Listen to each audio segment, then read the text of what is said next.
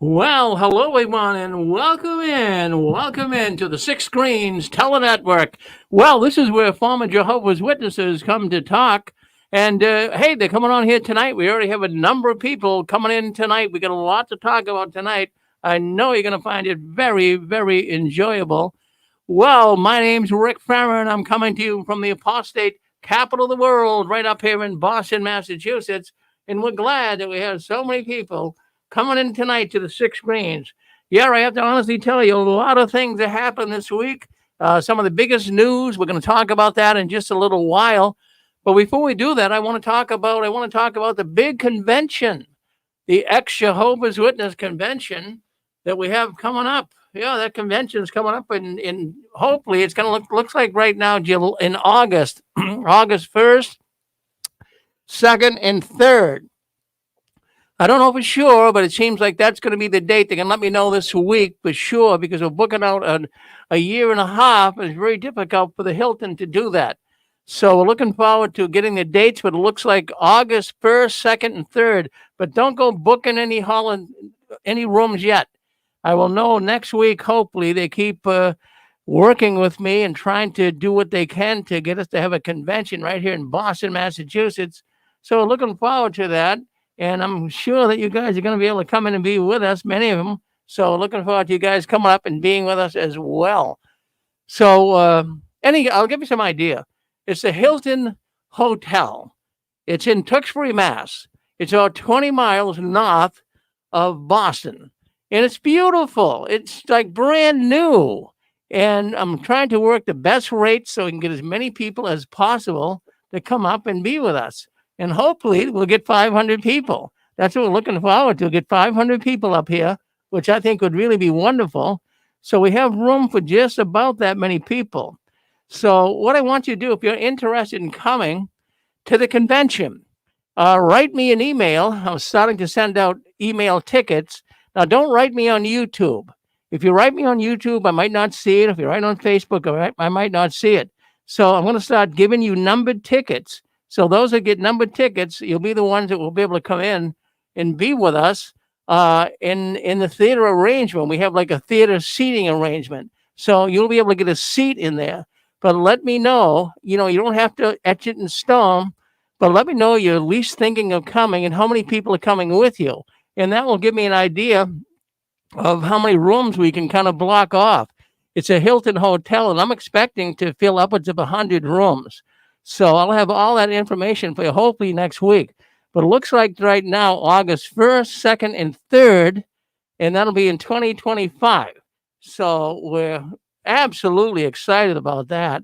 It's a beautiful place. You'll love it. We'll be able to meet with all of our XJW friends. I think we're just going to have a wonderful time. So by all means, do your best.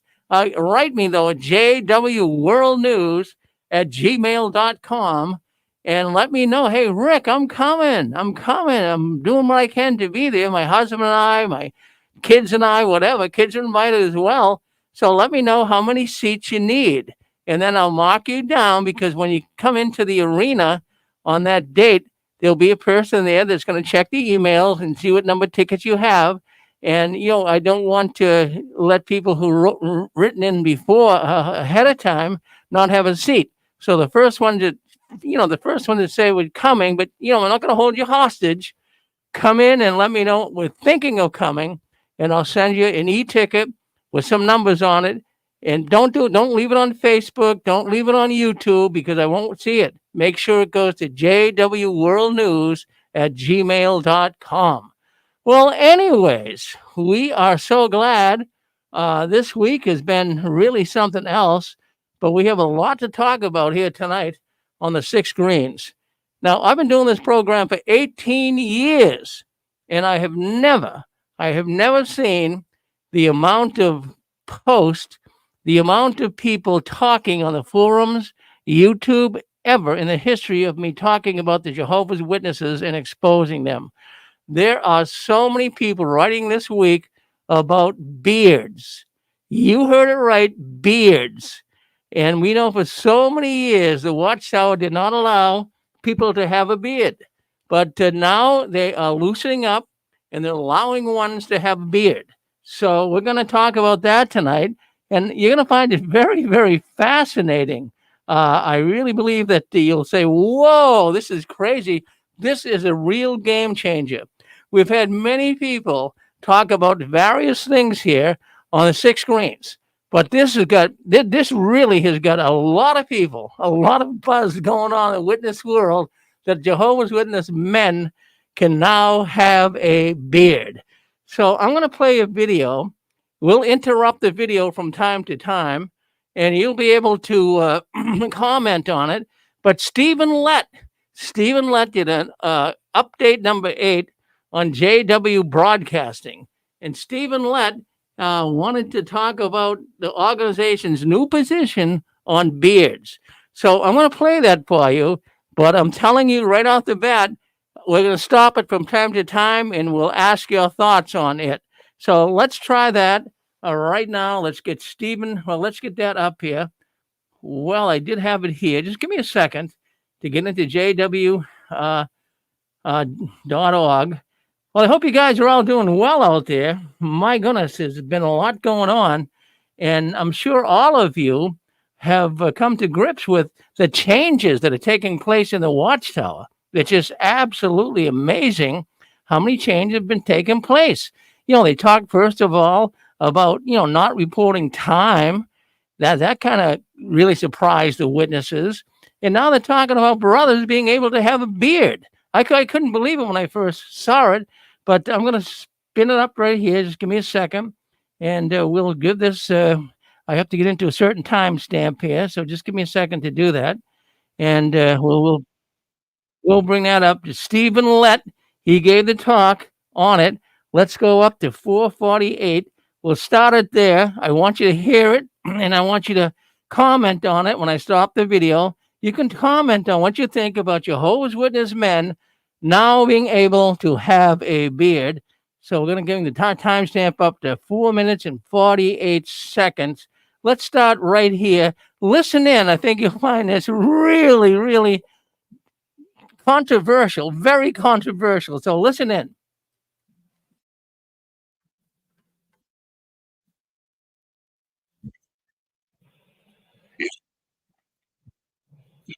What I'm going to do first of all, just give me a second. I'm going to share this. I want the audience on our JW World News to see Stephen Lett talking.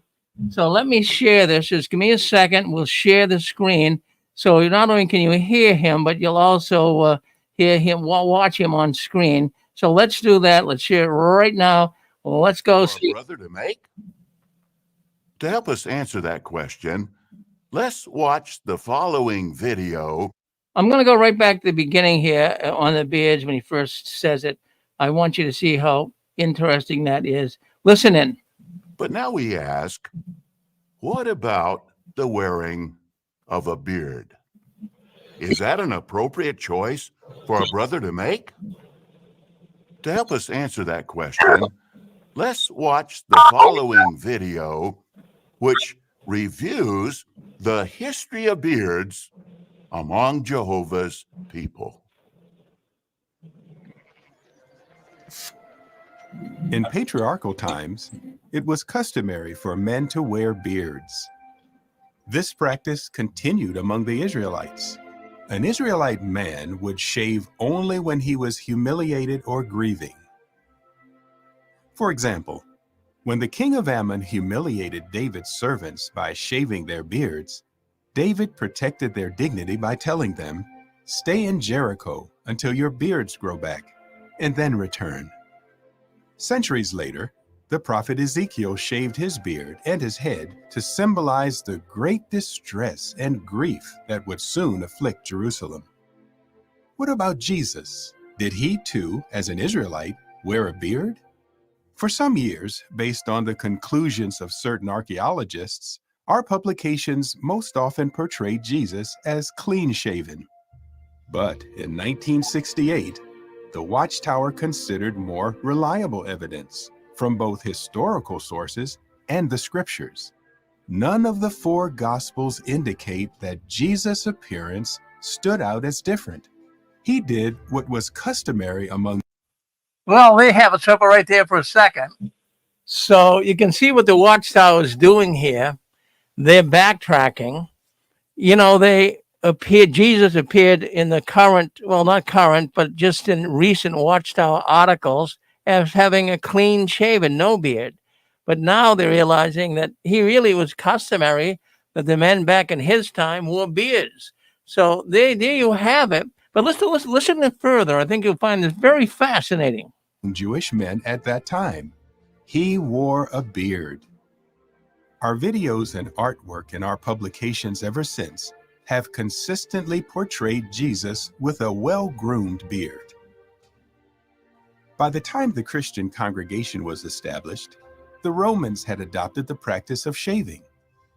Were Jewish Christians then expected to shave, or were Gentile Christians expected to grow beards in order to blend in with their Jewish brothers?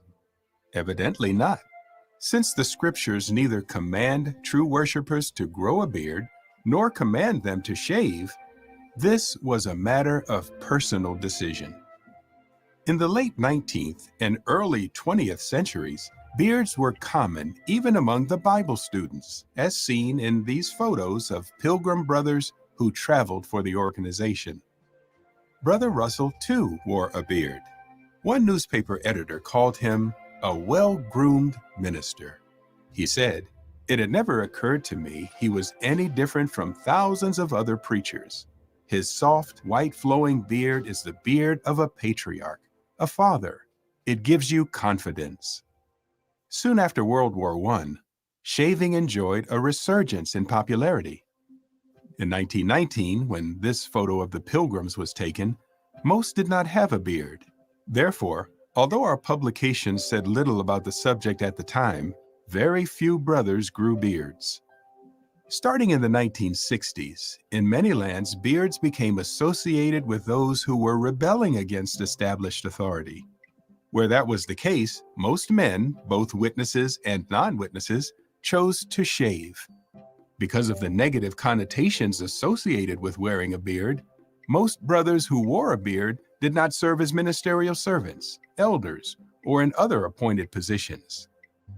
With the passing of time, in some lands, beards became more common and were not associated with rebellion.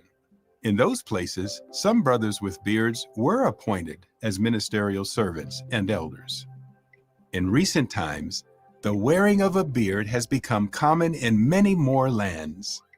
So, how should we view a brother who chooses to grow a beard today? The video ended with an intriguing question. How should we view a brother who chooses to grow a beard today? The governing body has asked me to read the following announcement. A number of branch offices around the world have written to us indicating that there continue to be questions about whether or not it is proper for a brother in an appointed position to wear a beard. After prayerful consideration, the governing body has concluded that there is a need to clarify this matter. The governing body does not have an issue with brothers wearing beards. Well, let's stop it right there.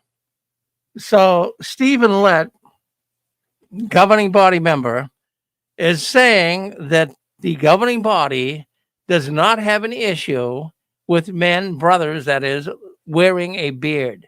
But I mean, didn't they have an issue before? I mean, can you really be a Jehovah's Witness listening into this and say, oh, I got it? You are going to be displaced. You are going to have such a big misunderstanding running through your head. They're the ones that said that a man could not have a beard. A brother could not have a beard, or he would not be able to have privileges. So, Stephen Lett here is just lying through his teeth. This is a scam job.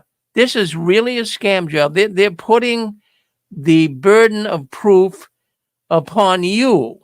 In other words, they're more or less saying right now that, you can have a beard now. Don't worry about it. It's not scriptural. But let's listen in. Let's hear more, and then we can discuss it because I want you to call in and talk to us. But hold on one second. Let's listen to a little more. Then I want to get the people calling in. I want to hear what you have to say.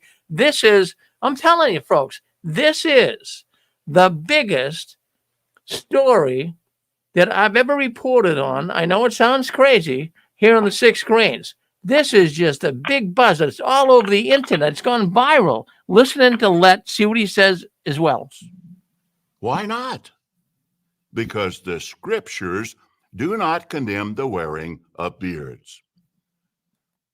Yeah, he says the scriptures do not condemn the wearing of beards. Well, where'd they come up with this idea in the first place? All right, listen in. Let's listen more. I'm getting excited. Listen a little more. Furthermore, as time has passed, we have noted that in many lands, it is acceptable for men who hold responsible positions in business and government to wear beards.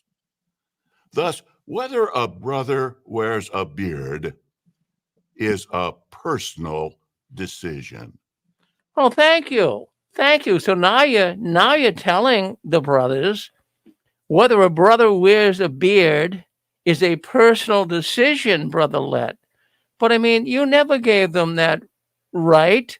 You never gave them that opportunity to wear a beard. But now you're saying that, oh, how generous the governing body is. You can now, if you opt to have a beard, you can do it. Listen in. This is I'm going to tell you something. This is going to cause a lot of divisions in Jehovah's organization. A brother's qualifications to serve as an elder or ministerial servant are based on his spirituality, not on whether he chooses to wear a beard. This direction also applies to special full-time servants at Bethel and those in the field, including special pioneers, missionaries, and circuit. Okay, so special pioneers, missionaries, and circuit overseers, they can now have a beard. Oh my goodness, how times are changing, right? Oh my goodness. Is the Watchtower really losing its strength here? This is going to cause so many problems. I want you to listen in. I know it's a little long, but you got to hear the rest of this. This is nuts. Okay, Brother Let, let's hear some more. Overseers. In harmony with Romans 14:4, neither the elders nor any other Christian should feel compelled to judge a brother who chooses to wear a beard. We trust that these comments will help us to remain on guard against anything that might cause division among Jehovah's people. Well, for him to make that statement, let me tell you, let's just share a thought here. For that man, Stephen Lett, governing body member, to make this statement that, it could cause divisions, don't let it cause divisions. The Watchtower is deeply concerned that it could. I mean, there's still going to be some witnesses that say, no, I don't think a man should have a beard. For years, I've been in this organization, and they're always saying that a man should not have a beard. But now they're changing. I'm not changing. And then they're going to have a big divide, a big division between those having beards and those not having beards. I mean, this is going to be really big. Listen to what he says. This is fascinating. This is unbelievable that the Watchtower, they are really changing things so much. I mean, many witnesses are going to wake up because of this. I've already got letters coming into me at the Six Screens saying, that's it. I'm done. I'm finished. I'm not going to listen to this malarkey anymore. Listen to what more malarkey Let has to say. Listen to him. End of the announcement from the governing body. This direction, however, may raise some questions. For example, here's one. Why is the governing body providing this direction at this time? Well, as recorded at 1 Corinthians 7:31, the Apostle Paul was inspired to write, "The scene of this world is changing." The study note on that verse shows that Paul may have been alluding to the way that. Don't you think that that is a real cop-out? Now the governing body realizes that the world is changing. The scene of the world is changing. Then he's going to bring some scripture from the Apostle Paul. Do you buy this? Do you really buy this? This Watchtower, if you're still a witness listening in here tonight, look for the exit door. These guys are trying to rent space in your head. Geez, I'll tell you, I have no idea how they're doing this. Yeah, you guys, yeah, oh, go ahead. Yeah, go ahead. Dan? Yeah. Hey, Rick, it's Will. When I listened to that was a video, he said that, people didn't used to wear beards because it was a bad connotation. Now it's not. Well, if things are changing in my area where I'm at, marriage is becoming an unpopular thing. Are we ready for that one to become popular now? Well, it's interesting you bring that up because I was going to bring that up as well. Now that you're changing so many issues, I think that's on the chopping block too. There's a lot of things on the chopping block. Hey, thank you for calling in. Let's go to go ahead, 978. You're on with us. Okay, thank you, Rick. The elephant in the room that nobody's talking about is the Watchtower, particularly the governing body, has everyone believing that they don't make decisions on their own. They pray to Jehovah, and the Holy Spirit comes down from heaven and goes right into their ears, infuses with their psyche or something. And that's how they get all the stuff that they're putting out to the congregations all comes from the Holy Spirit. So why don't they just pray to the Holy Spirit and have the Holy Spirit answer the question, should brothers have beards or not? Not only beards, mustaches, and I get dinged once for having those Elvis Presley sideburns, Brother Borgie. We can't use you on the platform if you're going to be, if you're not going to shave up those sideburns. Thank you, Rick. Well, Dick, you know exactly this is very disturbing to you. They got on your case for sideburns. Never mind a beard. I mean, for sideburns. Okay, who'd like to also go ahead? We got 602. 602. Come on with us. Hey, Rick. Hey, Gilbert. Hey, so I wanted to tell you, I was in Mexico when this all happened, and I haven't been able to do a video comment on it. But I'm glad I talked to you about it because what's happening here is, first of all, it's lying. Nobody's writing Watchtower asking about beards. People are writing Watchtower saying, "Why are you hiding pedophiles? What's happening in Spain? What's happening in Norway?"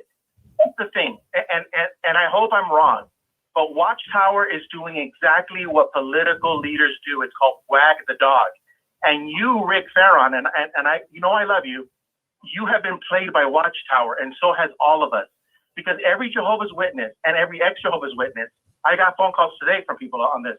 They're all talking about the beards. But you know what? That 2 days ago, Rick, 3 days ago, everybody was talking about Spain. Everybody was talking about Norway. Everybody was talking about Japan. And then the governing body pulls out a little thing called the beard, and they have Christmas and they have birthday. It's all in the toolbox, but they pulled out the beard card, and everyone. And I'm not trying to pick a fight with anybody, but I'm just saying we are all being played by Watchtower because we're all talking about this subject and not about their pedophiles, not about their stealing of the kingdom halls, not about their disfellowshipping, not about what's happening in Spain. Not about what's happening in Japan. It's called wagging the dog. Political leaders, Rick, would bomb aspirin factories because they were being investigated, and so the news media would play along and say, well, let's talk about this bombing and let's not talk about the real issue at hand. And so my brother Jesse and I, we were saying, hey, and we love you, Rick, but I think Watchtower's wagging you and me and everybody else and getting us off subject. And then the next time they lose a major case, and the next time they start getting a whole bunch of really, really bad publicity from real reputable sources like the government of Japan, they're going to start saying, well, you know what? Birthday parties are okay. And we're all going to jump into the frenzy. That's what I think is happening. Tell me I'm wrong, Rick. Tell me I'm wrong. Well, no, I'm not going to tell you wrong, because what you're saying is sensible.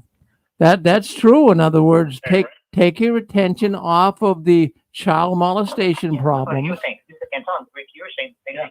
Yeah, no, I agree with you, Gilbert. Good. Go ahead. You're with us. Go ahead.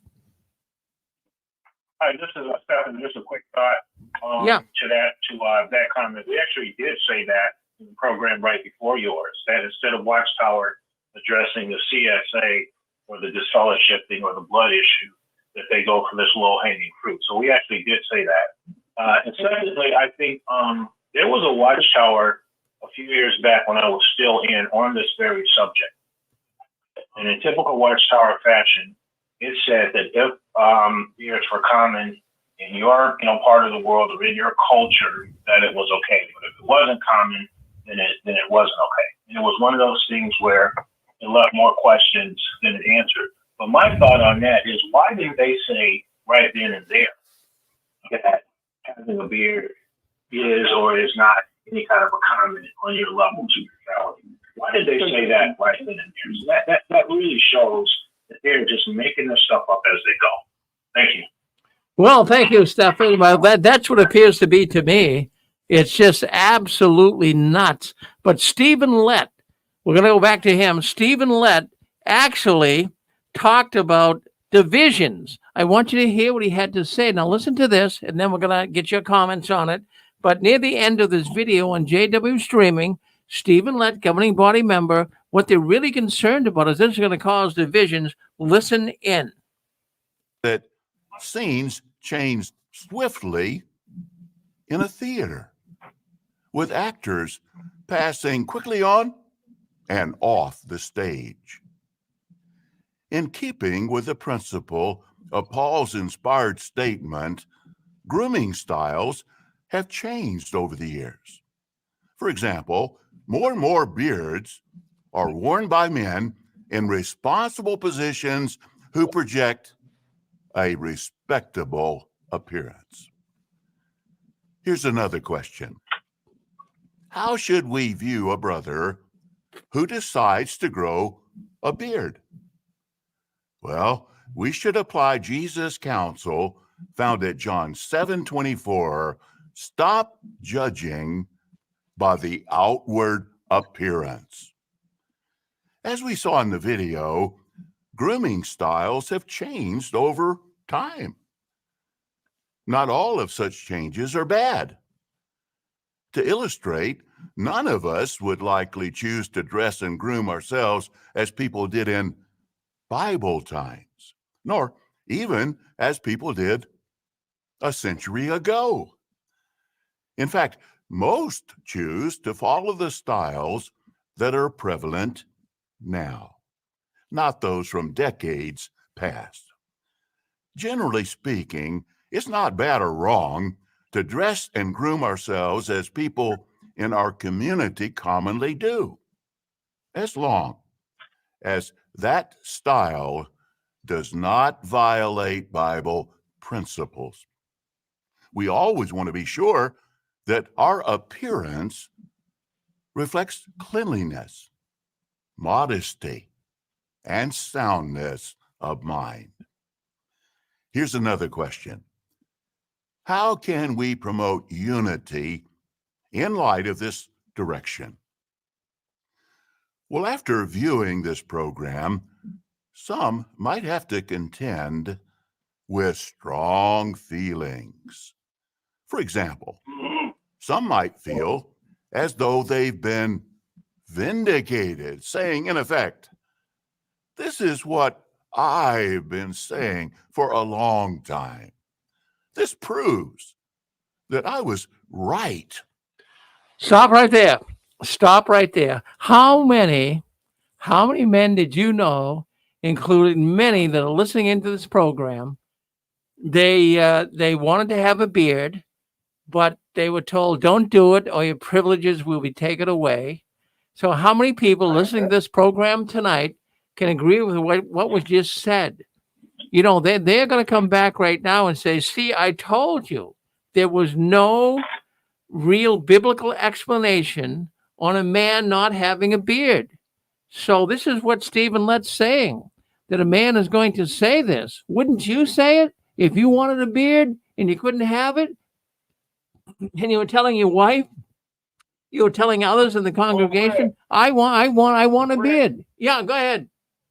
Rick, this is the whole problem. Appearances are what matters to Watchtower. That's why they had to hide everything that their members did or were accused of for years. I mean, it's all about, am I talking or is somebody else talking? I'm not sure. You're talking. Go ahead. There's so many people coming in, but you're on with the scheme, Dot. You're talking. Yeah. I'm going to try to conclude soon, as I usually do. But listen, I knew a brother back in 1978. He stayed in my apartment for a couple of days, and he had been the first overseer at the Chillicothe congregation. How old was he? 18. But he was an inventor, patented stuff. He got sued when he was like 26, and they immediately disfellowshipped him, and they told him, hey, we can't let anybody know you're one of Jehovah's Witnesses. He was the first overseer of the Chillicothe congregation because there weren't any other men, obviously. There were only women. That's how it was back in the 50s. So, this is what Watchtower does. It's preoccupation with appearance. This beard thing, look, it's just a little, piece of chum thrown to the sharks, because I was in a Catholic church, which I suspect you were too, Rick. Do you admit to being a former Catholic? No, I wasn't a Catholic, no. Okay. Well, I was a Catholic, and then 68, you had Vatican II. They jettisoned don't eat meat on Friday or you'll go to hell. They jettisoned the Latin Mass to keep converts. They also jettisoned that the priest could only hand out the host. I mean, before that, you couldn't even touch the host in your mouth. If it got stuck to the roof of your mouth, which it did all the time, it was a mortal sin. So they're just jettisoning as much of this dross belief stuff they have to placate people to try to keep members. And the next thing they'll do is probably wearing a suit and tie everywhere. Look, every church in my area, people can come informally into it. No suit and tie. They're going to have to jettison that, and I suspect that'll be the next thing.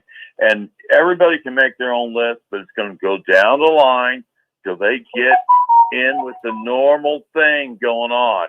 Okay, I'm done. I'm sorry. I went too long. Well, that's okay. You did fine, King of Dots. Thank you for commenting. Okay, let's go to seven. Rick, we do fine, too. Okay, well, thank you. Let's go to 718. 718, you're on with us. Go ahead.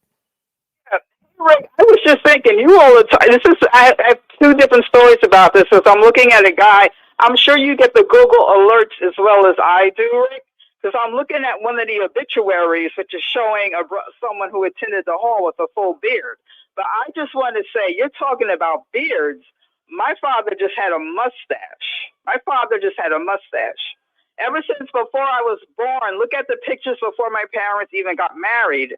My father had a mustache. I think I shared with you, my father didn't get baptized. I was 19 or 20. And then he got baptized, and then he was made an elder. So we're talking early 80s. He had to shave off a mustache, just a mustache. And like I said, I get the Google alerts, which I assume you do too. I'm looking at it now. I got it, I think, yesterday. This guy's name is Jeffrey Hale. I won't say his last name, but they show his picture. He has a full beard, but it does say he's 45 years old. He is 45, so he can still be elder's kid. But it says in his obituary, he looked forward to being baptized. It said he looked forward to being baptized. I'm looking at Kingdom Hall. It said Jeffrey was a member of the Kingdom Hall of Jehovah's Witnesses and was looking forward to being baptized. But his picture, a full-on beard. He's not like he's 17 to 18 years old, like some kid growing up in the truth. It says he's 45 years old. And he had like a full JW funeral here. And he wasn't like he was a kid. He's like 45. That is no kid. He has children. His children are listed here. So what's going on here? Different congregations, different rules? It appears to be that, but I mean, the beard now, that's right from the governing body. So, I mean, this now is a worldwide policy change.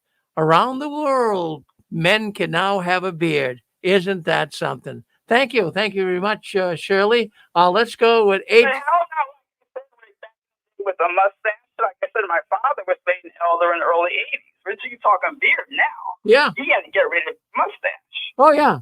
So what was up with that? All right. Well, thank you. Thank you, sir. Oh, no, it's a lot. I mean, we could go on for hours on that. That's no, it's not fair. It's not fair. Your father couldn't have a mustache. Now they're allowing beards. That's crazy. Okay, let's go with 864. You're on with us. 864. Come on. Hi, Rick. I just want to say the beard was what I expected, and you did it, and I'm very impressed with opening the program with the beard. That's good humor, I can say. I wanted to make a point for the viewers that are tuned in that we know that beards were always allowed in the organization.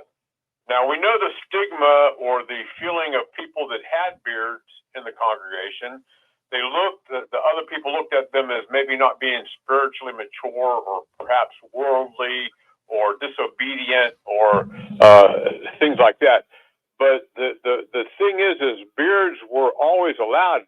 But if you had a beard, you would not be able to participate in any privileges as a result of having the beard. So that's how they control you in that fashion. So beards were allowed, but the people looking at people that had beards, they had a problem with that, and you could not be used in the have any privileges in the congregation if you had a beard. So they were always permitted. Okay, what they're doing today is allowing men taking the lead in the congregation to have a beard. That's the big change. So, and I also want to make a point too, very briefly about the gentleman that came on about the organization using this as a way of sidetracking people from pedophilia. I don't think this is a political stunt. I think this is an attempt to alleviate the pressures of being one of Jehovah's Witnesses and becoming more lenient, more loving, perhaps. But because they're losing members, and because of this, that may be a step in the right direction for them to gain members or to retrieve members that have left. That's all I wanted to say. Thank you very much, Rick. Well, thank you for coming in. We really, really do appreciate it. Yeah, we don't know what's next. Let's go to 704. 704, you're on with us. What do you think about beards? I just want to refer something about mustaches. When I was at Bethel in 1976, I'm Hispanic, and I had a mustache. But there was a friend of mine, there was an American brother that he was starting to grow a mustache, and they told him that he couldn't have a mustache because he was white, because white people had it as a point of superiority. So the thing is that they had rules for different people, even when I was in Bethel in 76. Well, you're absolutely right. I mean, now the rules are being broken. Now the policies are changing. It's not the same organization anymore. Right. Well, thank you, brother, for calling in. Thank you for doing that. We appreciate you coming into the program. Would you like to say something else? Take care. All right, thank you. No, that was it. All right. Thank you, buddy. Okay, thank you. Let's go to 312. 312, you're on with us. Hopefully that's me again. I just wanted to point out, forget the issue of the beards for just a second, but the cult control of the message. You make a policy change, and then at the end of what he says, he is determining how these members are even going to think about the policy change. So I just wanted to point out the obvious cult control. We make a change, and then we're going to tell you what to think about the change and how to feel about it. Well, good thinking. Good. Thank you, Stefan. Thank you very much. Did 740 want to say something else? Go ahead. Hey, Rick, this is Tony from Ohio. How you doing? Tony, I'm doing great. Hey, my thought on this, I don't know, with all the changes that have happened recently with the hour requirements changing and then the last minute conversion, and now with this, is it possible this could be just a way of grooming for what's to come? The governments are going to be cracking down. They're losing members like crazy. So maybe in the future, are they going to have more announcements, perhaps changing their doctrine on the blood issue or on the disfellowshipping or on the shunning? And this is just a way to get the members ready for what's coming next. Just my thought, just a possibility. What do you think? Well, I think you're right on. I thought that myself. I mean, no more hours.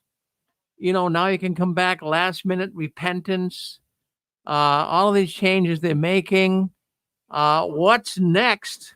They're trying to keep people in, like you say, Tony. They're trying to keep people in, and they have to do everything they can.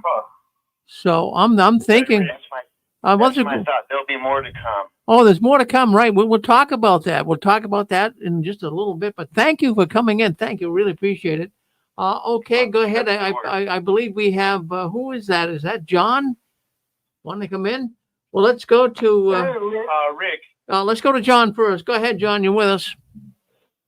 Yeah, Rick, I remember in the late 70s, I gave a talk. I was like about maybe 18, and I had a beard and a goatee. And the elder, he chastised me so bad at that talk, after the talk.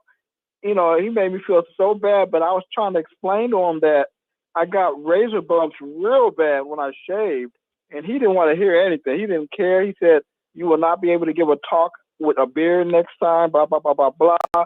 And I even wrote the society about beards, and they were saying that, well, it's a sign of rebellion and this and that, and it just pissed me off so bad that, I was so angry. But now, 40 years later, they say we can have beards. That is, it's just enough is enough. They make things up as they go along. Well, you're right, John. It's crazy. Well, thank you, John. Let's go to Michigan, 989. Go ahead, 989. Oh, Rick, I was just thinking about it. It made me think maybe the next thing they'll say you don't have to wear a suit to Kingdom Hall. 20 years from now, you go to the Kingdom Hall, you wear blue jeans, flip-flops, wear a long beard. Look like a hippie. Look like a church.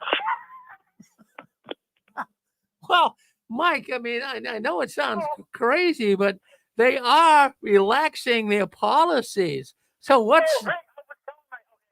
Last time I talked to my dad, this year, I don't know, a few weeks ago, and I was telling him, I told my dad, I said, and he reminded me of this because I was telling him today about this. He said, yeah, Mike, you told me maybe the Watchtower is maybe they are going to get more liberal. So, well, like that other guy was saying, well, I'm thinking is, are they going, like, I'm sure you've heard of the Worldwide Church of God. I've probably mentioned to you this before, but basically the Worldwide Church of God, over time, got rid of all their unique doctrines and basically became like a, typical Protestant church and basically lost all their members. Weren't as big as the Watchtower, but obviously, some of the former people that left, I think they felt like, well, they just did this to, they got all the money, all the goods, got all the money, all the property of the church. Maybe that's what the Watchtower is doing. They make enough changes. Okay, maybe not beards. You keep making enough doctrinal changes in the Watchtower, everybody's going to quit, or at least a large number. Well, you're absolutely right, Mike. Absolutely right. I mean, I don't know. I mean, it looks weird to me. I mean, the whole beard thing, it's like one of those things. They never made a rule that you couldn't wear a beard. But I know my dad was telling me, he remembers years ago a man was coming to the hall, and he said he thinks he was a school teacher, but he said if he remembers right, he kind of quit going because, they didn't beard. I mean, well, they're relaxing. They are relaxing the rules. Really, I really. I know they would fellowship you for wearing a beard, but you could not. No privileges. Like I say, they're probably going to tell you, well, we never made a rule that you could wear a beard, but you couldn't. I never knew anyone that got baptized that wore a beard. I never knew anyone. Well, also, you couldn't have a privilege. You couldn't be a pioneer. You couldn't be an elder. You couldn't. You could get baptized. And, they wouldn't kick you. Yeah.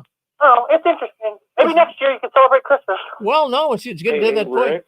Yeah, you're on with us. Go ahead. It's David. So when I was studying, and to this very day I still have a beard. When I was studying, the way it was explained to me was that depending on where you were on planet Earth, being a Jehovah's Witness, you could wear certain things, you could grow beards, you have certain kind of hairstyles. I don't know what changed when I was studying, but they had brothers and sisters, brothers coming from other countries with beards. So I don't know where you guys think that you can't be baptized and have a beard. Maybe not in the United States, but in other countries, yeah. So, David, your beef, is this a beef with the Watchtower? I mean, are you saying that they have a policy in place that people in other countries can have a beard, but they can't have it in America?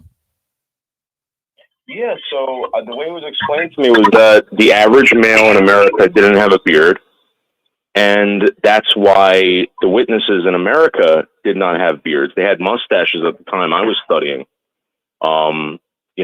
So I'm pretty sure that witnesses all over the world have beards. It depends on where you live.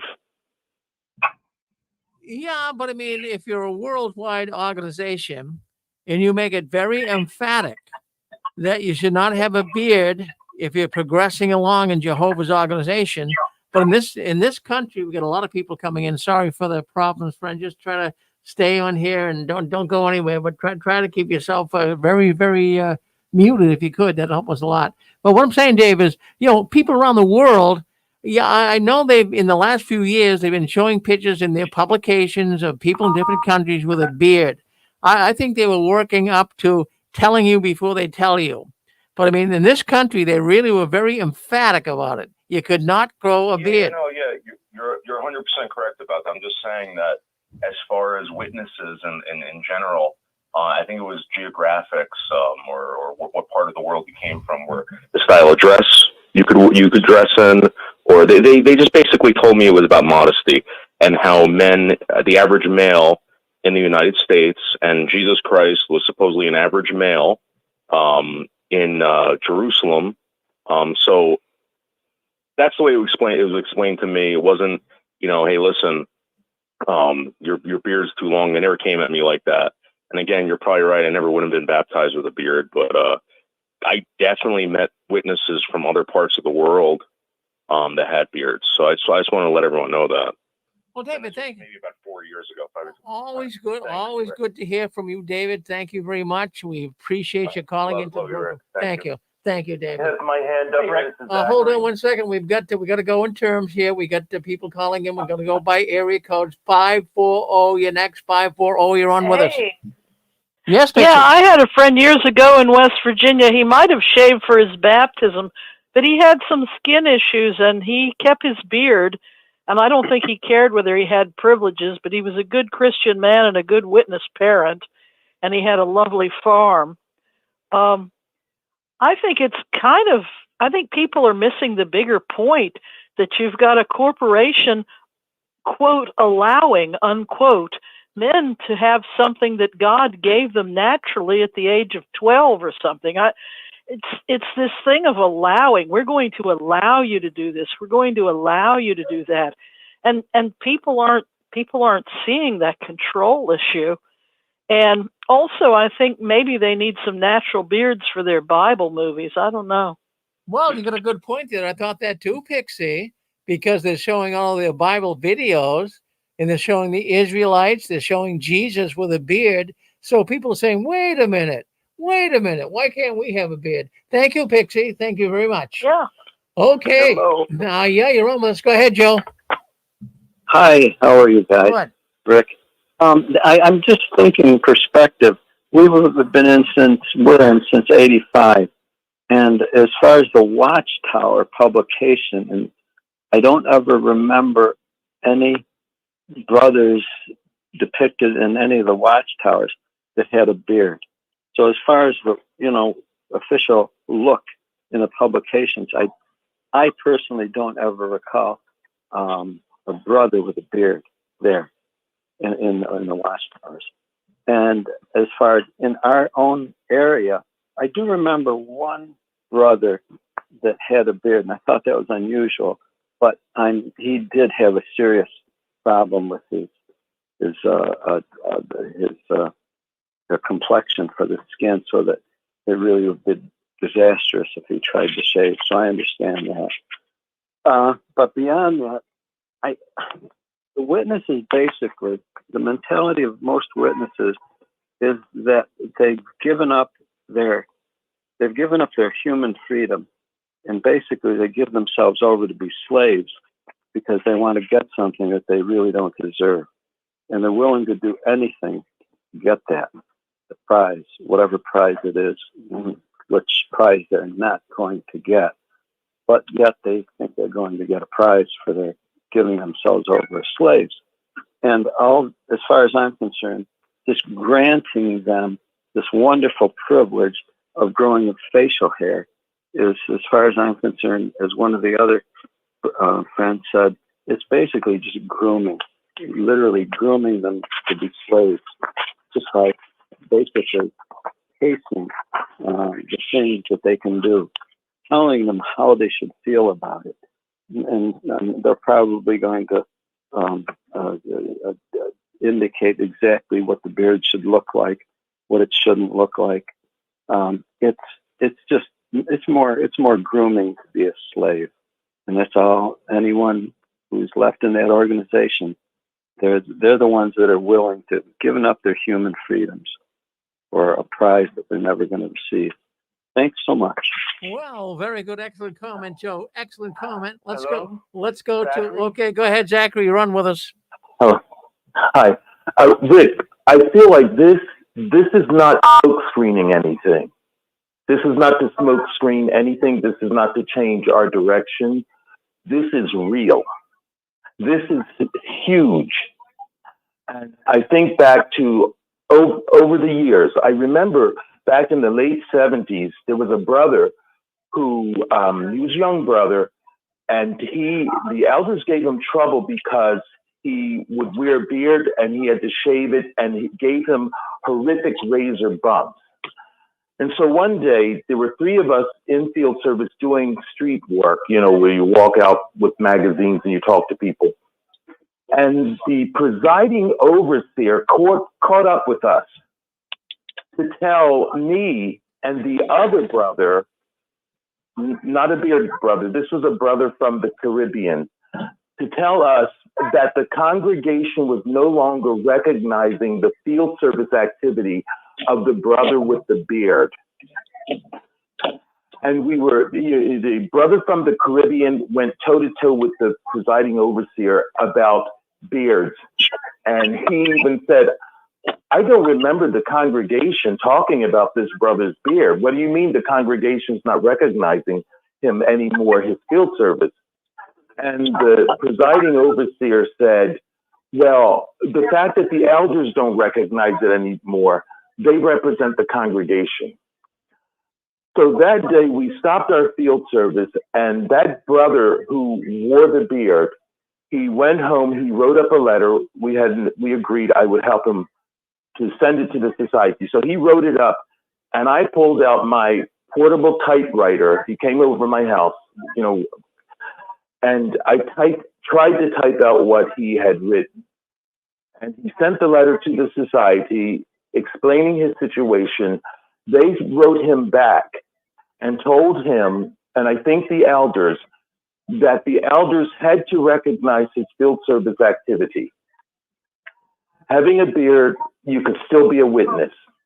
It was frowned upon, but you could still be a witness. You could not have privileges of service. And then, so that was settled. So I get to Bethel mid to late 80s. And I remember running into, well. Come on, Zachary, we got a lot of people, Zach. Let's get to the point. Got a lot of people who want to call in. Yep. Okay. Well, now you heard what I just said about that brother and his situation. I think that the reason why the society why they're doing this is they're trying to hold on to people. It has gone on, it's like I always say, it's gone on for too long. This system has gone on for too long, and they're trying to hold on to people. Bottom line. Well, that's a good bottom line, Zach. Thank you. Always listen to your thoughts. Hello? They make a lot of sense. Hello? Go ahead. You're on with us. Hello? Go ahead. Are you hearing me? Yeah, we can. Yep. Yes. Stephen led conflict of interest that he's the one that has given this talk. The governing body member that gives talk on the matter of beer the most is Stephen Lett. In recent years, the last talk he gave on the subject was that wearing a beard could essentially stumble others. So it's of interest that they're giving him this load to give a talk like this, and then to indicate that the governing body has nothing against those who wear a beard. It is hypocritical and it's untrue. They are forced by circumstances to make this move. Thank you very much. Oh, thank you, brother. That makes sense to me. Thank you for calling in. You'll call back and listen to us again. We appreciate you coming in. 352, you're on with us. 352. 352 is next. Go ahead. Yes, good evening. I got a couple of issues, and one is that. Hello? Yeah, you're on with us. Go ahead. Yeah. I listen to your show every Saturday night, and I've never been a Jehovah's Witness, but I don't understand that you've been out of the Jehovah's Witnesses for several years. Why do you still call them your brother? I don't understand, because you're no longer. All right. Well, you're no longer a member, but all your callers call. I understand they call them brothers as they were brothers when they were in, but why don't you just call them members? Because they're not your brother, because they don't think like you do. Right. The term is vernacular. The term is vernacular. Okay. In other words, the other issue I had with the beards, and I agree with some of the other callers that it's just going to be, they're going to, all these different things are going to start falling by the wayside. Like when they used to celebrate Christmas back in the 20s, they're going to probably bring that back, and birthdays. They're trying to be more like a mainstream denomination, and like other people have alluded, they're trying to get away from all the bad stuff, and they're giving members a crumb to so that's where I'm at with it. Thanks. Well, thank you. Thank you very much. And just to clarify that, I know you said that people call and I call them brothers. It's just a lot of people, they don't give us a name. I have no idea. So what do you really call them? So I call them brother, sister. I mean, we're all trying to fight the Watchtower. Okay. We're all trying to fight the Watchtower together. So, I don't know what else to call them, but we're all kind of united together. Just call them folks. Folks, I suppose we could do that too. Well, thank you. Thank you for those comments. I appreciate it. Rick, yeah. Rick, one more thing. Rick is Zachary. Can you hear me? Yeah, I can hear you. Yeah. One more thing. I also think the bigger reason why they're allowing people to wear beards is because they've been seeing Eric on 6 screens on YouTube. Well, that's it. I forgot about that. Well, he didn't know he was going to change the organization so much. Well, I'm going to have to tell him that. He might be listening in tonight. 813, you're on with us. 813, go ahead. Hey, Rick, this is Scott. Yeah, through the 80s and 90s, I had a mustache. Nobody ever bothered me, and I had my privileges and such. I do recall, and maybe you recall too, that probably sometime in the 90s, we had a brother, an elder up in Massachusetts named Barabee, and he had a skin condition. And so they made an announcement to the congregation to let us know that he was giving the public talk, but because of that skin condition, he would have a beard. And they basically did that as a way to alert the congregation and let them know. But pretty much my 45 years that I was in, you didn't see brothers with a beard. I'm hardly ever. I don't hardly know of anyone that I can think of that ever had a beard, and definitely not if you were in any kind of responsibility. So it was very rare for this one elder to give a talk with a beard. And again, it was explained that it was a medical condition. So, it didn't bother anybody. It didn't bother me, at least. I didn't care. But this is definitely a big change. Oh, yeah, I knew that brother Barabee. In fact, I grew up with him. Yep. He was a friend of mine. His name was Yep. Ricky. I'll say who it is. His name was Ricky Barabee. And there was a Rick Barabee, and then he had a brother. named I Bob. don't know which. The brother. Might have been Bob. Bob, I think, is the one that had the skin condition. Yeah, well, actually, I believe it was. I'm not sure, but I think it was Ricky. But I knew both of them. And Bob died, Yes, and also I believe Ricky's died too. But yeah, there were exceptions made for men that had a skin condition. Well, thank you, Scott. Yeah. Always good to hear from you. Thank you very much. All right. Yeah, no, thank you. All right, let's go with what we have. Looks like Steve coming in from the United Kingdom. Go ahead, Steve. Hi, Rick. Yeah. Now, I think many of your listeners that are listening now will realise and remember that this prohibition on beard came about by Rutherford because he wanted to set himself apart from Russell. And one of the inner sanctum people, were prohibited from having beards. I think some guy wanted a press and he from somewhere, and he said, well, I'll get you a press as long as you shave your beard off. Because he wanted to separate himself from the Russellites and all the rest of it. So that's where that all came from. But unless I'm mistaken, and correct me if I'm wrong, I don't think there was any prohibition printed in the Watchtower to say that men should not have beards. Am I correct in saying that? You might not find it totally in print. But I mean, it was suggested. I mean, but I went back, in fact, this week and checked it out.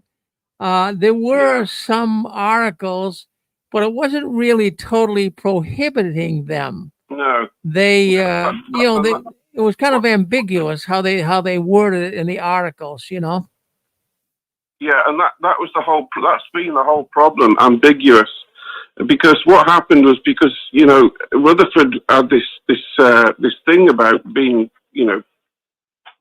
connected to Russell, and he wanted to separate himself so badly from it, and of course he made it very clear to his closest people, that they shouldn't have beards, and that's where it all started. And of course that then swept out to the congregations through traveling overseers and whatever else.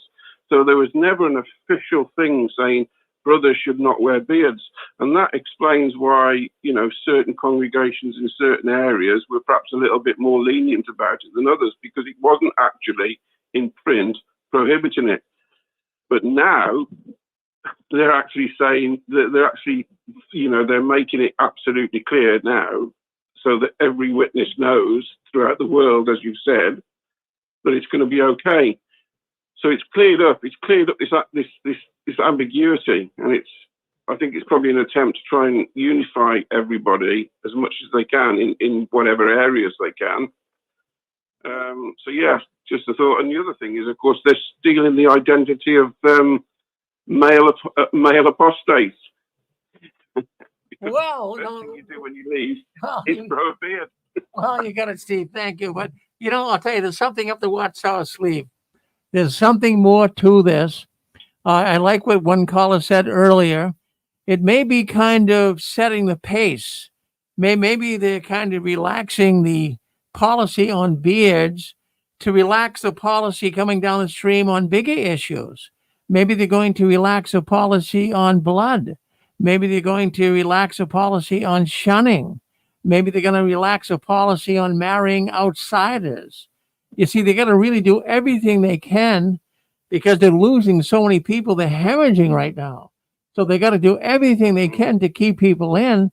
So this might just be a kind of steps, kind of, okay, they got rid of the time. Now they got rid of the beard, so to speak.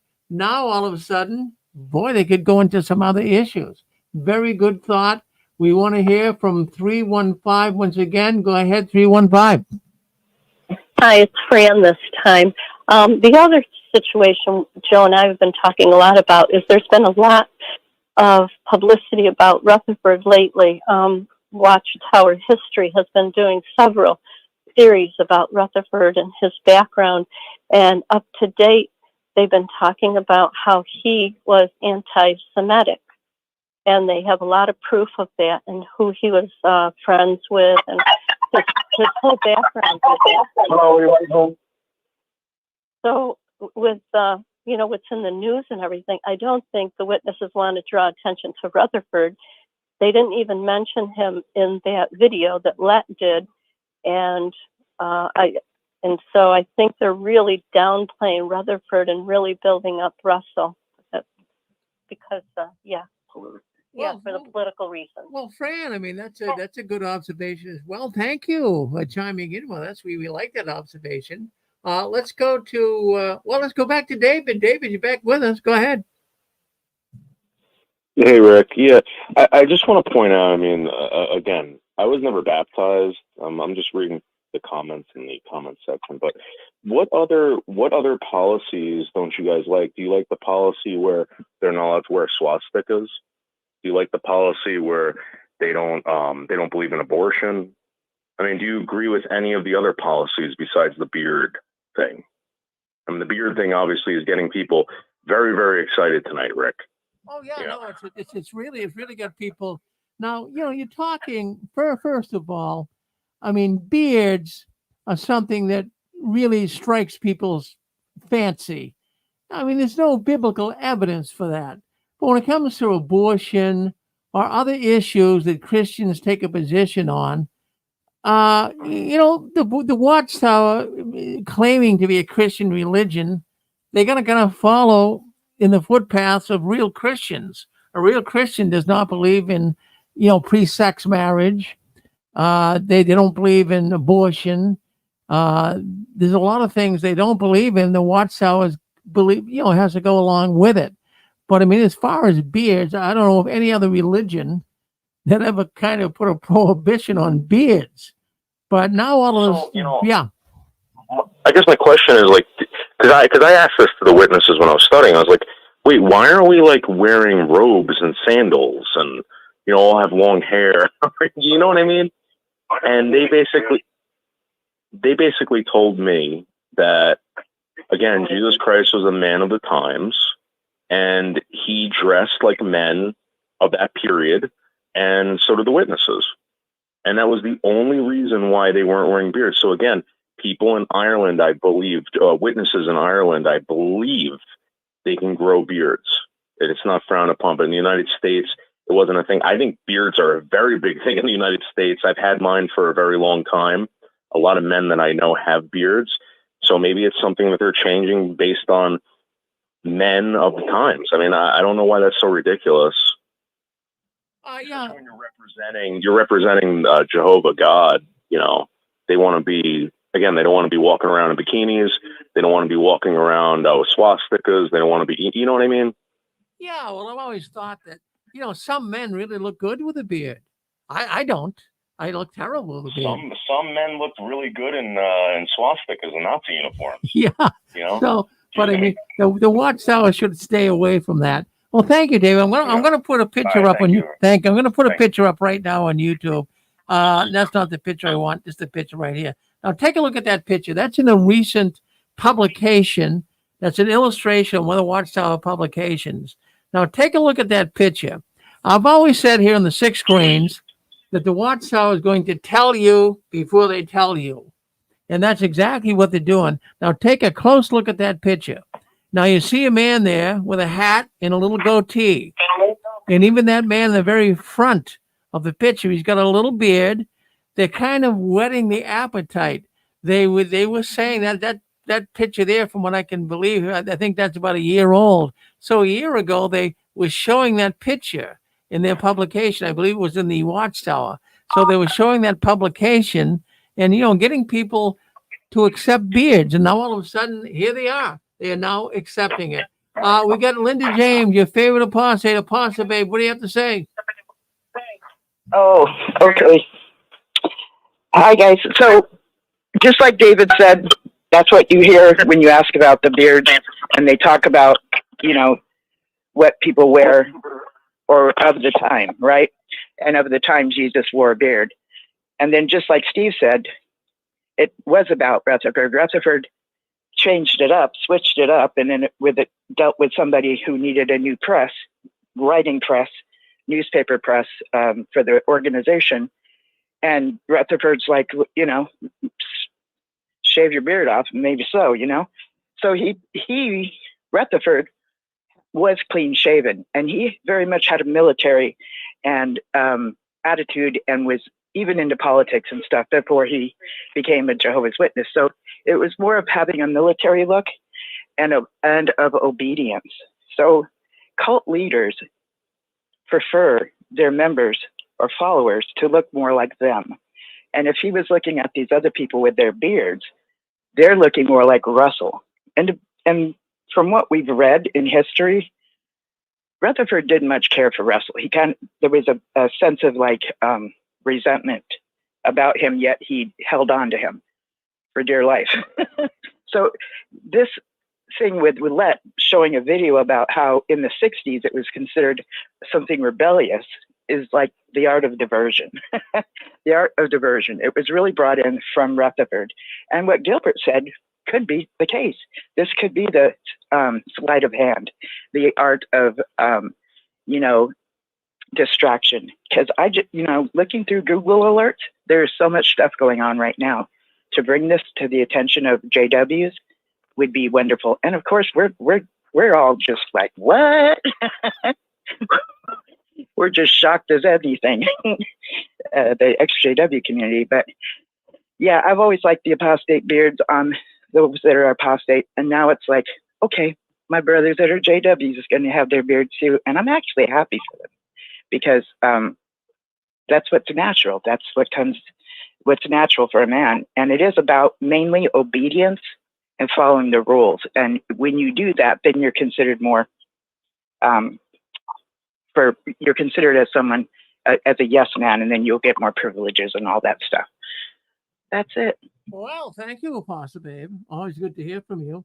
828, Sure. You're on with us. 828, what are you going to say? Okay, let's go to 781. Go ahead, 781. Hi, Rick. How you doing? It's Gail. I don't know if this was brought up because I just came on.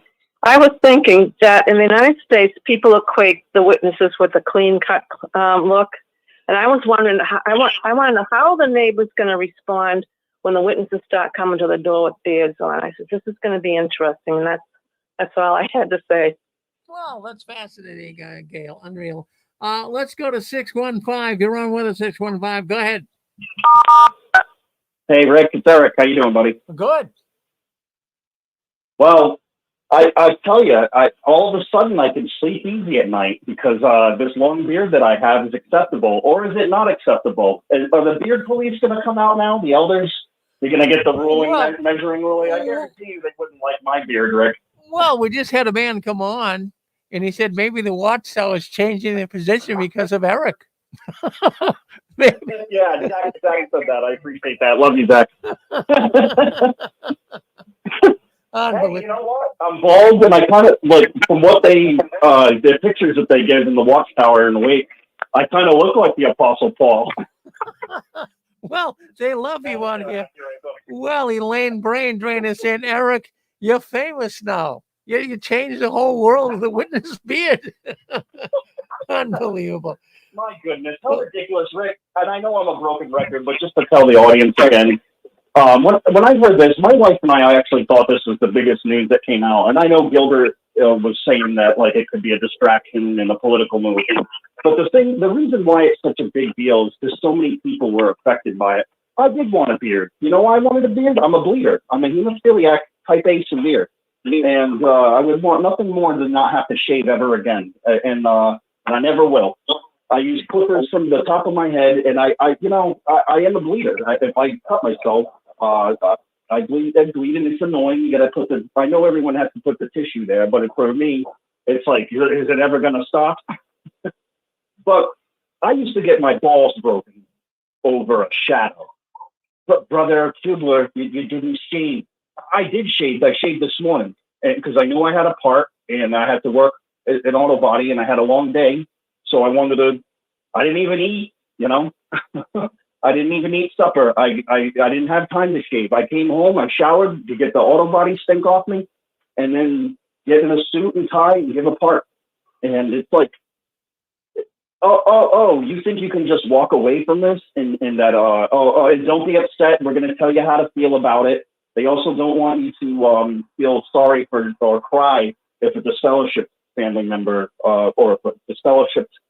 If a family member gets a fellowship, they don't want you to cry over it. They're telling us how to feel, Rick. They're telling us how it's complete mind control and it's complete hypocrisy. And I think that something as stupid as a beard policy could actually cause so much division in these congregations that they won't know what to do with it. Because I know men that said, I shave even on vacation because I'm a 24/7 servant of Jehovah. There's going to be old timers that have serious problems with these changes. And I think something as stupid as a beard policy could actually ruin Watchtower. But thanks, Rick. Well, you're very welcome, Eric. Always good to hear from Eric. Yeah, no, yes, go ahead. Yeah, Rick, it's Tim. Good points there by Eric. Just a couple of things. Watchtower can't even bring up a policy without having a propaganda video as part of it. The beards. It was pointed out in a video I watched on this that they used a military photo of shaved guys. It wasn't that, it was culture to have more shaved people at the time. It was a military thing because of the gas masks and that it let gas. So they used that as one of their props. And I'll just say, I mean, I could have a wrong opinion here, but if anyone looks back to the old 70s and 80s photos, wasn't culture more beard-like and shaggy-haired back then? That's just my opinion on that. But the other thing is, what screams cult more than having beards even be a topic that the governing body's got to bring up? I mean, it's such a non-issue that they've got to micromanage, that people, what am I going to do in our congregation? We've got some disputes about beards. I know, let's write into the local branch. And then the branches around, what do we do? Well, let's write into the United States to the governing body on the all-important topic of beards, because that's so important. Salvation issue, it's just bullshit, to be honest, and such a non-issue. And then all it does by them clarifying their stance is prove that they never backed up this idea from the scriptures anyway. Like most of their policies aren't actually biblical, or they're cherry-picked biblical. So why not address the CSA, something that could be changed in a heartbeat, this two-witness rule bullshit again, that is not biblical, and it's just a cherry-picked scripture. Let's not do something about that. But no, we're going to make an all-important announcement about beards, and Let can't even have it on his own shoulders. Oh, the governing body, which he is a part of, told me to read this. Yeah, that's all I've got to say on that, Rick. Thank you. Well, thank you, Tim, for calling in from Australia. And that's right, too. I picked up on that, too, reading that from the governing body. He's a governing body member. That was all carefully orchestrated and choreographed. I mean, there's no doubt about it that there could be more changes coming. I mean, the organization is aging. Most of the young Jehovah's Witnesses, they're going to be needed to replace the older ones, because the younger ones right now, I mean, they're fleeing like crazy. The Watchtower is going to keep the young ones in. Could this be kind of an effort on the Watchtower's part to be able to keep young ones engaging in? I mean, I don't know. Go ahead, Dan.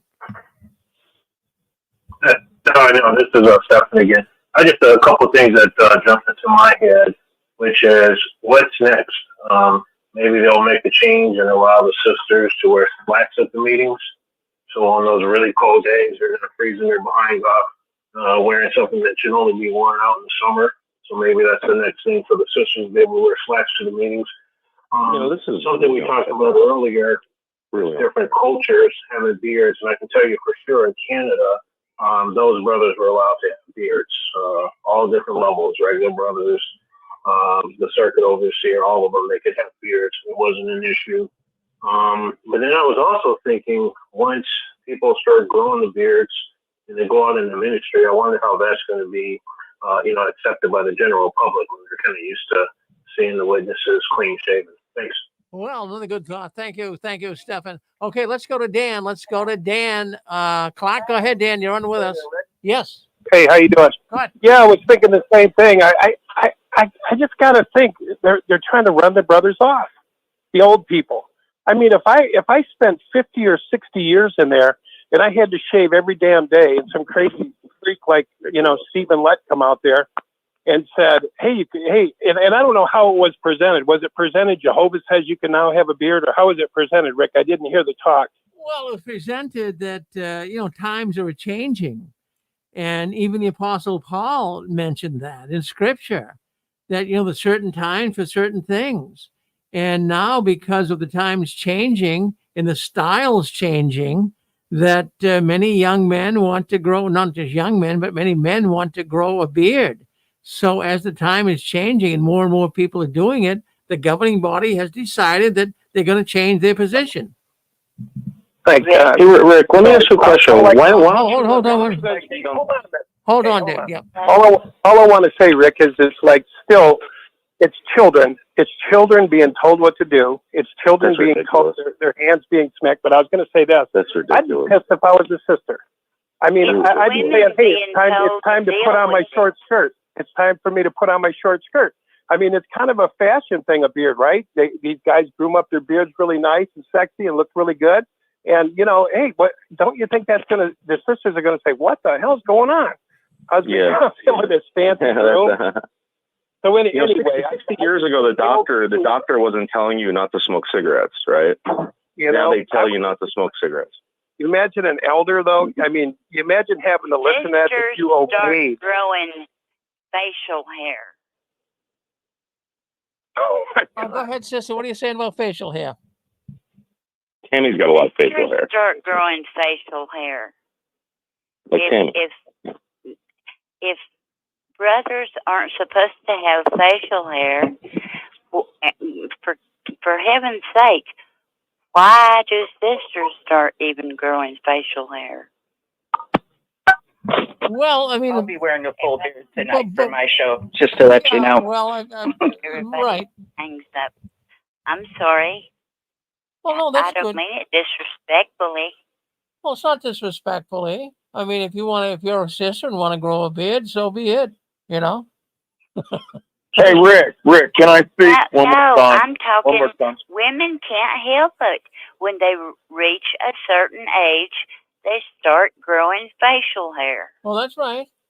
That's right. But I mean, how does that play into everything? Well, at this point, they're trying like crazy not to have it. Well, I think if I was a Watchtower governing body member, I'd prohibit women from having a beard. I'll tell you that. I mean, I don't mind. Rick, can you imagine? Rick, can you imagine if a woman came to your door? But are they what about your beard? Pay for having it taken off? What about your beard, Rick? Yeah. Well, I'm going to take this thing off in a while. I don't know. I don't know how a guy can have a big beard like this, but boy, it's big. See that? It's incredible. I don't have a beard, but I have a mustache and a goatee. Rick, can you imagine? Could you imagine if a sister came to your house, knocked on your door, and she got a mustache and a beard? She's going to tell you about God. Well, I have seen. I feel like there is no God. I have seen women. But the ladies can't help it. We deal with a lot. Yeah, shave it. I could shave. What's the problem? And the guy that came up here and said he's a hemophiliac or whatever he is. There's buzzers, guy. Yeah. You can get a brawn or whatever. I mean, come on. So, Rick, my question to you is: do you eat on the toilet bowl? I love you guys. Thank you. I'm gonna hang up. All right, honey. Thank you for calling in tonight. Thank you. So, what was the question again, David? Do you eat on the toilet bowl? Do I eat on the toilet bowl? No, I would stay away from doing that. All right, why? Because you don't want to get sick, right? You know, right, it's disgusting. Yeah. It's not healthy. All right, do you smoke cigarettes? No, I don't know. Okay, why? I smoke. It could be dangerous to your health. Okay, so who told you that? Well, that kind of came from my own decision. If I wanted to smoke, what do you think? Well, you can do whatever you want, just like every other brother and sister here. Most of you guys have left the congregations or either, got kicked out. I'm sure Tammy wouldn't stop eating and she was taking up too much room in the congregation. That's why she was kicked out. But again, if a doctor tells you, hey, listen, Rick, I don't think you should be smoking. All right. In fact, every doctor in the United States and around the world says, do not smoke. Okay. Or why aren't we giving doctors a load of crap? This is over facial hair. A certain amount of fecal matter gets caught in facial hair. So ipso facto, when you go and eat your spaghetti or lasagna or even kiss your girlfriend, she's kissing fecal matter. You know, guys, maybe there's other reasons for why they don't want to do it. I don't know, but you guys sound like a bunch of babies complaining about beards. Hey, let's state exactly what the reasons were. Okay, it was all about personal appearance, and they apparently feel the personal appearance isn't that bad with the beard. Okay, but what is the problem? Like, what is the big? I'm getting attacked. I'm getting attacked in the comment section again. All right, well, Stamps out of the comment section. So, David, why not look at it from the? Well, okay. Why not look at it from the perspective as why is it even an issue, David? You're always side with the organisation. This is the thing. Always. Because I kind of see see the point. Yeah, I kind of see the point. If a guy showed up to my house smoking a cigarette, right? Or let's say a doctor. Let's say a doctor. Right? I go in the doctor's office. The guy's smoking a cigarette. He's got a leather jacket on, and he's telling me I got cancer. I'm gonna be like, listen, I want a second opinion. These people are coming to your house trying to give you information about God. You know, that shows what sort of a cult. That shows what sort of a cult it is, David. He keeps changing. Is science a cult? Is medicine a cult? Yeah, well, it actually is. Yes, it is a cult. Okay. So do you guys all believe it? Do you follow it? All participants are muted, and they can unmute themselves. David, let me just speak here for a second, okay? I'm not sure what point you're trying to make. I really don't know what point you're trying to make. I'm going to bring you on. Everybody else right now is muted. Stay muted, please. David, I'm going to bring you back on. Let me unmute you. So, David, what point? So, in other words, you're not thinking, or you are thinking that we're picking on the witnesses for changing the policy? I'm not quite sure where you're coming from. Well, what is it? As a man, okay, who's not a witness, I'm just letting you know. A man who wants to understand God, wants to whatever.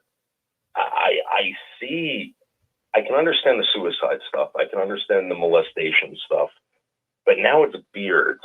And I get it. It's a show, right? It's a show. Awesome topic. Very interesting. But Rick, I'm in the comments section. And I'm getting torn up. I'm not telling you what to do with your channel. I'm just saying I'm getting torn up over these comments. And hey, listen. The beard isn't a big deal. Yeah. I mean, there's children dying. There's people starving. People want to. Well, yeah, but see, you don't. Yeah, but see, I mean, you're kind of a newcomer. You don't know. I mean, for many years, the Watchtower told the brothers. I mean, I'm talking for a good part of 100 years that you're not supposed to have a beard. It's not. You could, but if you did, you're going to be held back. So, I mean, you're kind of like a newcomer here. You're saying, well, what's the big deal? Well, it's a big deal. As a matter of fact, I'll tell you, we're getting more comments and people calling in tonight than ever before. There's been no subject ever that has brought this many people in, David. This is a big thing. Isn't it wild, though? That's my point. Like, I don't get it. Yeah. Well, I mean, it's interesting. I love this topic. I think it's fascinating. I think you're doing a great job. But the amount of anger that's coming from it, I don't get it. Well, no, I'm serious. Look, I'm a guy that's just looking in. Oh no, that's good. But yeah, you're observing things, you're seeing it. But that's what probably the people are writing you about. They're really hurt by this. Men have been really. I knew one man personally that was devastated because he wanted a beard. He wanted a little goatee. And because he wanted that, they would not let him have any privileges at all. He couldn't give a talk. He couldn't. In fact, I even believe they barred him from commenting because he had a little goatee. So it's something that maybe you don't see as personal as many. But hang in, David. Don't go too far. You hang in, listen to the rest of the comments. Yeah. Thank you. But this is just. I'm really thinking this is just a stepping stone. This is just a stepping stone to what's going to take place in the future. There's more to come. They're just using this to be able to, set the pace, be able to get people used to hearing changes. I believe in very, very shortly you're going to see so many changes because the Watchtower right now is desperate. They are losing people. They are hemorrhaging. They need young ones to stay in. if they don't allow the young ones to at least get with it in the new modern generation, they're going to lose it. They'll have nobody coming forward. So they're trying to retain young ones desperately. They're also trying to encourage, it's only a matter of time. They're going to want more and more children. They're going to encourage the witnesses to have more and more children. And I'm even thinking with what's going on here tonight, that this is a stepping stone. I believe that in the future, they might even allow for witnesses to have unbelieving mates. Now, up to this time, go ahead, David. So, I live in New Jersey. Up until I think like 2 years ago, if you were in the possession of marijuana, you could possibly face 20 years in prison. And I'm sure there are people that have faced 20 years in prison, probably did 20 years in prison for marijuana. But, this is just how life is. This is the way systems work. This is the way, whatever. And when people, like, I don't want to discredit anyone here, but, like, it just sounds like a bunch of babies, Well, David, what we'll do, I mean, just listen. Okay, hold on. Let's go. Let's let Christine come in for a sec. And David, hold on here. Let Christine come in. We gotta let people go in order here. We have so many people calling in tonight. Go ahead, Christine. I understand how somebody from the outside may look at it as petty, but I wanted to ask David, take yourself down the road of becoming a Jehovah's. Say you kept studying and you got baptized and you proceeded to be a part of the organization. What you want to try to understand is the reason we're all so childlike is because when you get in the organization, that becomes your authority. So they not only made rules about beards, but hundreds of other things. So, I could go on. Everybody here probably can go on about all the rules. There's hundreds of them. So let's say, David, you got baptized and you still had your beard and you just came in the organization and you said to yourself, well, I think I want to make progress and go out in the ministry and give talks. And, I want to be a part of this organization. I want to take the steps to be more involved or, more dedicated or whatever. They would be telling you, well, now, David, you need to shave. Well, this is how it's been all these years. They'd have a brother counsel you, take you in the back room, say, well, brother, if you want to join the ministry school and give a talk, you're going to have to shave your beard. So try to, I know you're very individualistic, so you wouldn't probably like that. And none of us liked it, but we had to do it. We did it because we wanted to conform. And so if you could understand that most Jehovah's Witnesses wanted to conform, they wanted to be given an identity, not their own, but to be a JW. Like if you're going to be branded as a JW, you have to do 100,000 rules to be a part. It'd be kind of like being in a gang. Well, you got to wear this color and you got to do this. And you got to kill 5 people. Citizen of the United States. I mean, this is, conforming. And so I want to ask you, would you say to that brother when you let's say, picture yourself coming in and you got baptized and you enjoy your own identity, right? You have your own identity. You have a beard or whatever. And they tell you, no, bad boy, pat you on the head. You got to get rid of your beard. Well, once you're in there long enough, which I was in 45 years, by the time you get out, you have no identity. You've been told 1,000 rules to conform, and this is to conform, not to just be a part of a group, but your conformity has to do with your life. In other words, if you don't do what you're told, you're going to die at Armageddon, just like a lot of Christianity teaches if you don't conform, you're going to go to hell. It's the same concept. But don't they do this one? Okay, listen, we're gonna move off this subject. We've got so much to discuss here tonight. We're gonna move off this. Say something here. Okay. I want to say something. You said I could talk, Rick. Well, hold on. Well, okay, no, okay, we gotta get off this subject. We got. I didn't get to finish. All right, let Zach, let Christine finish. We gotta move off the subject. Go ahead, Christine. Yeah.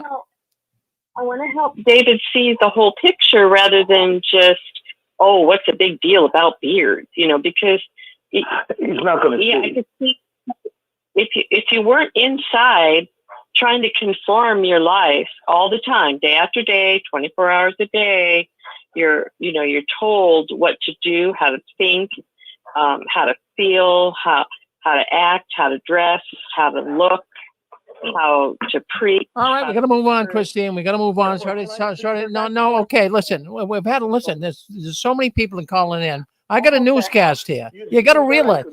Zach, go ahead. You got a minute. You got a minute. Let me say this. Okay, thank you. Let me just say this. You can talk about symbols like the Nazi swastika. You can talk about clothes. You can talk about wearing sandals. Those are all choices that people get. But the one choice you don't get to make is that these little things start sprouting out on your face. Men, these little things start sprouting out on your face called hairs, and they're beards and mustaches and goatees or whatever else. That's what the big deal is here, that the witnesses have had a policy against it. So we're talking about witness policies. That's why we're talking about beards. Beards are a big deal. Anybody who was a witness knows that it is a big deal. And I agree with Debbie. No, it's my turn. I agree with Debbie Moore when she says we have to stop. What about fingernails, sir? What do you think about fingernails? Do you think we should cut our fingernails? What if Jehovah's Witnesses lifted their ban on growing fingernails really long, like the Guinness Book of World Records? Rick, you said we're moving on. Okay. Well, no, I just want to say to David, I'm not really sure. I'm really kind of not. Whether I'm misunderstanding something here. So, I mean, correct me if I'm wrong. But you're really thinking that we're making more of a big deal out of this, that Jehovah's Witnesses now allow beards? I mean, is that how you're looking at this? This is what I see. Okay, so it's an organization, right, devoted to one thing. And it's a group of people. And there's a head. There's, all this stuff. There's people, whatever. Just like kind of like the military. When you join the military, you got to have a certain look. You got to have a certain weight. You got to wear certain clothes. And nobody here has said anything about that. Nobody here has talked about the fingernail policy or the long hair. I don't know. Like, it's just weird. It's just weird that there's beard stuff.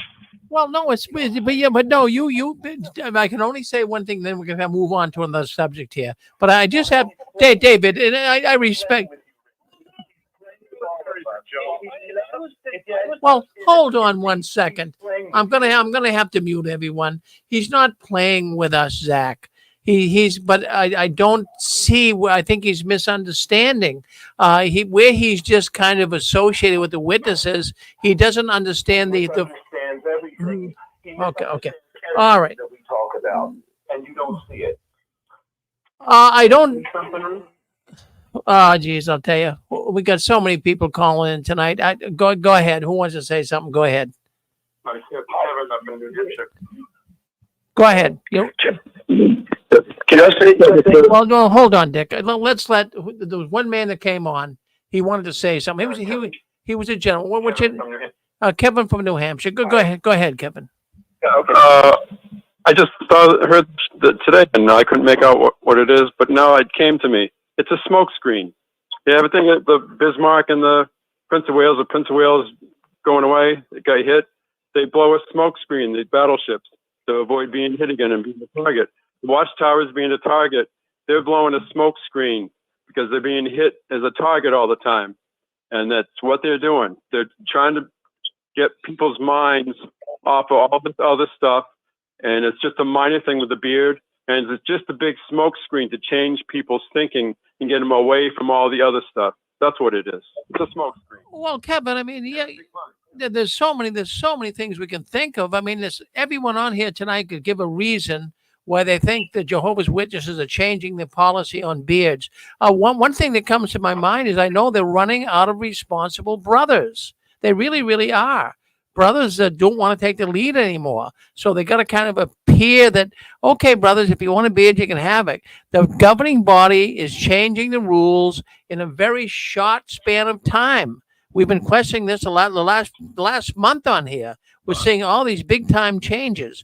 I don't know what's next on the chopping block. Only time will tell. But we're going to move on. We're going to move on to we could go on all night with this. But we'll take one or two more calls, and we're going to move on to another subject. I want to talk about something today. Big news. Right before the program started, someone called me with some startling news. I want to share it with you today. But before we do that, let's go to Dick Borgie. Go ahead, Dick. Thank you, Rick. It really should be noted that when Jehovah's Witnesses hear these rules from the governing body, they don't take it as coming from the governing body. They take it as it's coming from Jehovah himself, the governing body. Now, we know Jehovah can't lie and Jehovah cannot make mistakes. So when we see all these reversals of policies, we can only conclude one thing. It's a man-made organization, and our Heavenly Father is not directing it. Thanks, Rick. Thank you, Dick. I just want to say, I want to let you guys know what's going on. I'm here at the control panel in Massachusetts. The screens are lighting up. I've got 5 computer screens going. The screens are lighting up like I've never seen before. We have more people coming in tonight on the subject of beards. I cannot believe that. I would think that, I would think there's some bigger fish to fry. But David is, he's kind of coming in and he's saying, geez, beards. But what this is gaining so much momentum. It's unbelievable. I've never had so many people call into the program. They're calling in like crazy. Yes. Go ahead. Hi. I'm in California. My name's Keith. I think the issue has nothing to do with the beard. It's the acknowledgement, as the previous caller said, that these men speak for God. And the real, it's an absolute, it's silly. And it shows that these men are just making it up and just strips them of their authority. The real issues, the blood transfusion, the child abuse, those cause real harm to real people. The shunning, those are serious issues. And so the real issues, it's just that their authority, they made this claim to authority. That's all I have to say. And that's why it's so damaging. And that's why it's a big deal, because it's obviously a silly rule made up by silly men who think that they talk for God. Well, thank you. I think you could put a lot of legs on this story. I mean, this really, they've been saying for years that a man can't have a beard. Now, all of a sudden they say, fine, he can. I mean, there never was a scripture that really gave the explanation of it. But this kind of is going to cause a lot of divisions. Even Stephen Lett in his talk at the very end said that it could cause divisions. Don't let it do that. This is something this is a trial balloon. The Watchtower is sending this out to see how people are going to react to it. But there's more changes coming. I think the next thing, well, it could be a lot of things. You guys probably have some ideas as well. Maybe. Go ahead, Joey. That's Joey. I had an elder that called me, or he's a servant. I had an elder that called me about that, and he left a message. Hello? He sent me a link to the video, and he said, "What do you think now?" And I said, "I don't need 9 men telling me whether I have to shave or not." I said, "I gave up that option 8 years ago." I said, "There's a lot more important things to talk about than beards." Okay, I'm worried about the case in Pennsylvania and stuff like that. And then I hung up on him. But anyway, that's the way I feel. Well, they might be. Well, Chewy, they might. But it is still a witness. It's a very big deal. But when we're out, it ain't that big a deal. Well, Chewy, I'm thinking too that it could be subterfuge. It could be them diverting your attention, putting the attention on a beard when there's bigger fish to fry, like pedophiles. Go ahead. Go ahead. You're on with us. Go ahead. Yep. Yep. Go ahead. You're with. Go ahead. Go ahead. You're on with. Yeah. Go ahead. You're on with us. Yeah, I think a lot of people are missing the point. The organization right now is under investigation, and for pedophilia and things like that. So what they're doing, they're asking that lawyers and brothers about certain situations besides just the pedophilia. What about what your parishioners can do and what they can't do? And when the beard thing came up, they probably said, "Oh yeah, you can wear beards, this, that, and the fourth." And then they let it out to the mass of the people: you can wear beards. Because if you go back to the royal committee, they were lying about things that we couldn't do. Then came back and changed a few rules. That's what it is. But at the same time, it's a little bit of a Jim Jones type of thing going on, where you have to wait for the prophet to tell you something. Well, the prophet, everything that we learn about God, Jehovah, is through the scriptures. Outside of the scriptures, none of this stuff is inspired by God. Everything society writes and produces is not inspired by God. And I still have a problem with this new Bible, because I'm trying to figure out what's the difference between the Bible a few years when I was like 82, 83 when we got the Bible. And then I did some research and found out they've been changing the Bible for decades, centuries. So I just think a lot of people basically are getting it confused that once the society is being investigated, they're asking questions, and these questions are the reason why they are releasing some of the strict rules that we've been under. Well, good observation, brother. Good observation. People. Well, when the Jews were told that, they were no longer the chosen people, etc., they got like really mad, and it's like they're just changing the beard policy. It's just really weird. Well, to you it sounds weird, David. To you it sounds. Oh, well, hold on. Let me talk, please. Let me talk. Okay, it's my program. Let me talk. I want to talk to this man, David.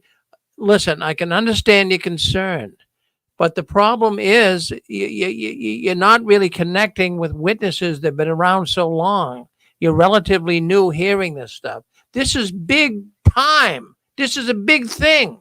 100 years, a Jehovah's Witness man could not have a beard. And now all of a sudden, they get this new light, a streak of light, and hits them and says, well, now you can have one.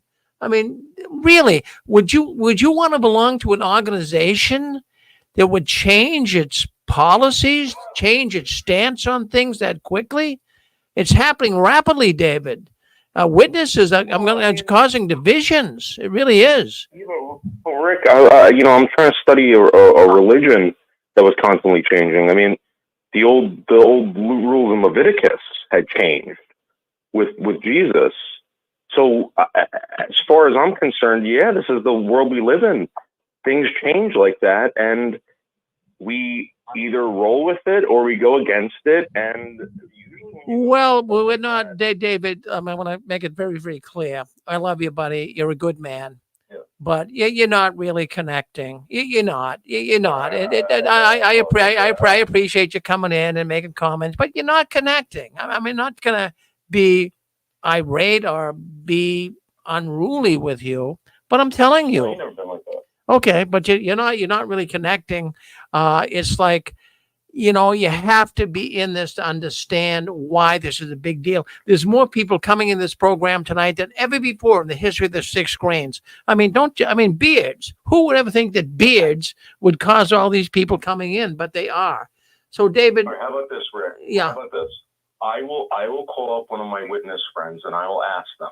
Yeah. Well, what do you think about this? Well, why don't you I'll come back and I'll. Yeah. Could you do it right now? I will call him now. All right, call him now. I will talk to him and I'll get back to you. Well, good. Call him now and come back. I'll give you a special position here. You come back and let us know what your witness friend says. Thank you, David. All right, thank you. Yes. Rick, he has no concern. He's having fun. Zach, no, Zach, he's not having. Listen, I know more about the man than you. I have more insight on David than anyone on here. I've talked to him personally. This man is legitimate. He's not some instigator. I say he's not legitimate. He's having fun. That's what he's doing. All these witnesses here are talking, people who were witnesses for years and decades. And he doesn't want to accept anything they're saying, but he has to go off and get his witness friend. Well, let's see what his witness friend said. Well, let's see what his witness friend has to say. But don't, Zach, look, and I'm not, listen, we love you too, Zach. And it puts me in, it puts me in kind of a position here. You know, we have so many people calling in.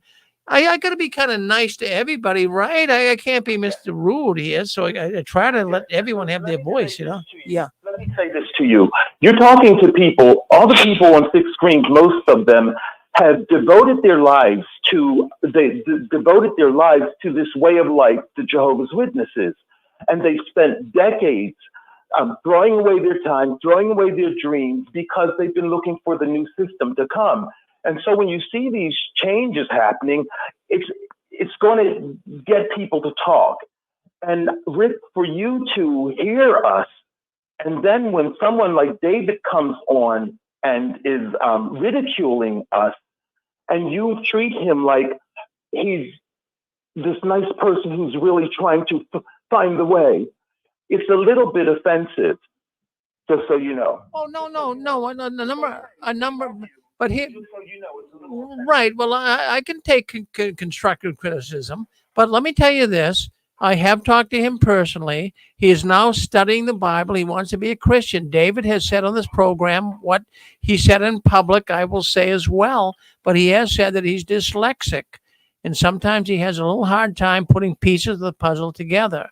So he is studying the Bible now. I believe it's only a matter of time, and he will be away from the Watchtower, and he will be an apostate. He will be on our side. So let's see what happens. What he kind of has done is he's taken all the attention away from the people who were commenting, and now it has become about him.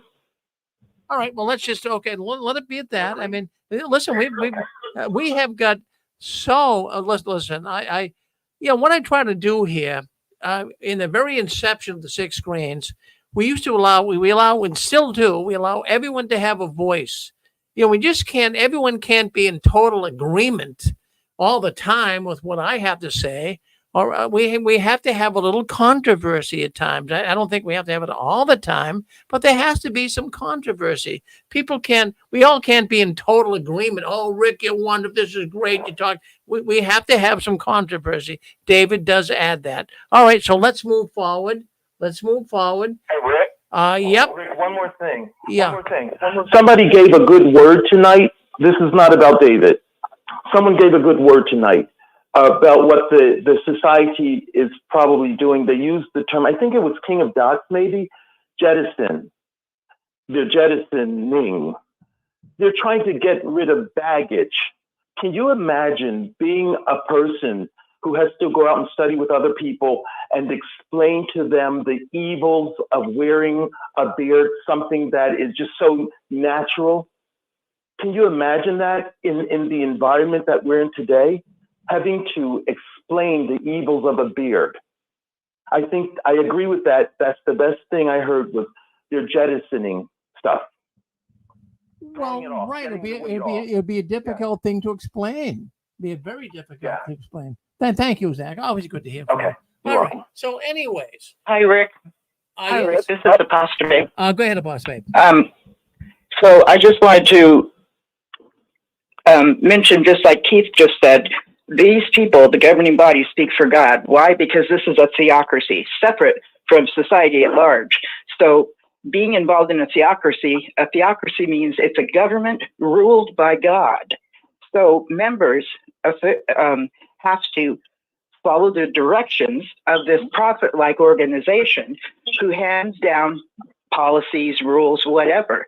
So it's about the obedience to this representative, the governing body, and what they tell us to do and not to do. I mean, there was a time when people would refuse any kind of work and be willing to go to prison as a conscientious objector, but now they can do some kinds of work. So many people had to go to prison being obedient to this theocracy that Jehovah God was running. So people suffer because of their obedience. Things are not necessarily done in their best interest. And he's going off like, this is ridiculous. He's right. It is ridiculous. A beard controversy is ridiculous. But If he could understand something so simple as a beard, think of what else we can't do. And what ends up happening is an elder will approach us and say things like, well, you don't want to stumble somebody else. And in order to represent Jehovah, because everybody in the organization is representative of Jehovah, you would want to present yourself in this certain way. So this is about obedience and following what is believed as information coming from Jehovah himself. The elders were placed there by Holy Spirit. That's why people obeyed and did this stuff. Not because they're like, he's independently thinking. And I'm so glad he still has that, even if he does irritate me, okay? But he's independently thinking. And I'm glad. So but when he says condescending things to us for making such a big deal, it does affect us, and it does get discouraging. There you go. Right. Well, I mean, it's unbelievable, but he's trying to ask him. Yeah, go ahead, Dan. Yeah, I was just going to say, sometimes, another illustration would be good to tell him, like, what if he had his son die from not taking a blood transfusion? Would he be so laissez-faire to say, oh, well, policies change, we got to grow with the times? He wouldn't say that. Or if he was told, if his wife got this fellowship for oral sex and he's 70 years old, that oral sex is okay. I mean, what would you think? You know what I mean? Oh, masturbation is part of adolescence now. You can't do it. And here you were tortured your whole life, a house divided against itself. Sometimes, and you present it that way, then you're not so laissez-faire. Like anything goes, I don't understand. We change with the time. But he doesn't understand is we were told to be no part of the world, not change with the world. And that's what Watchtower is doing.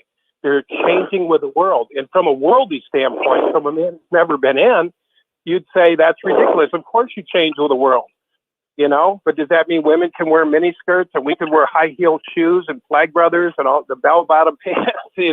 It's like, I don't know, sometimes, we got to throw that out there too, just for reference, Anyway, that's it, Rick. Thank you.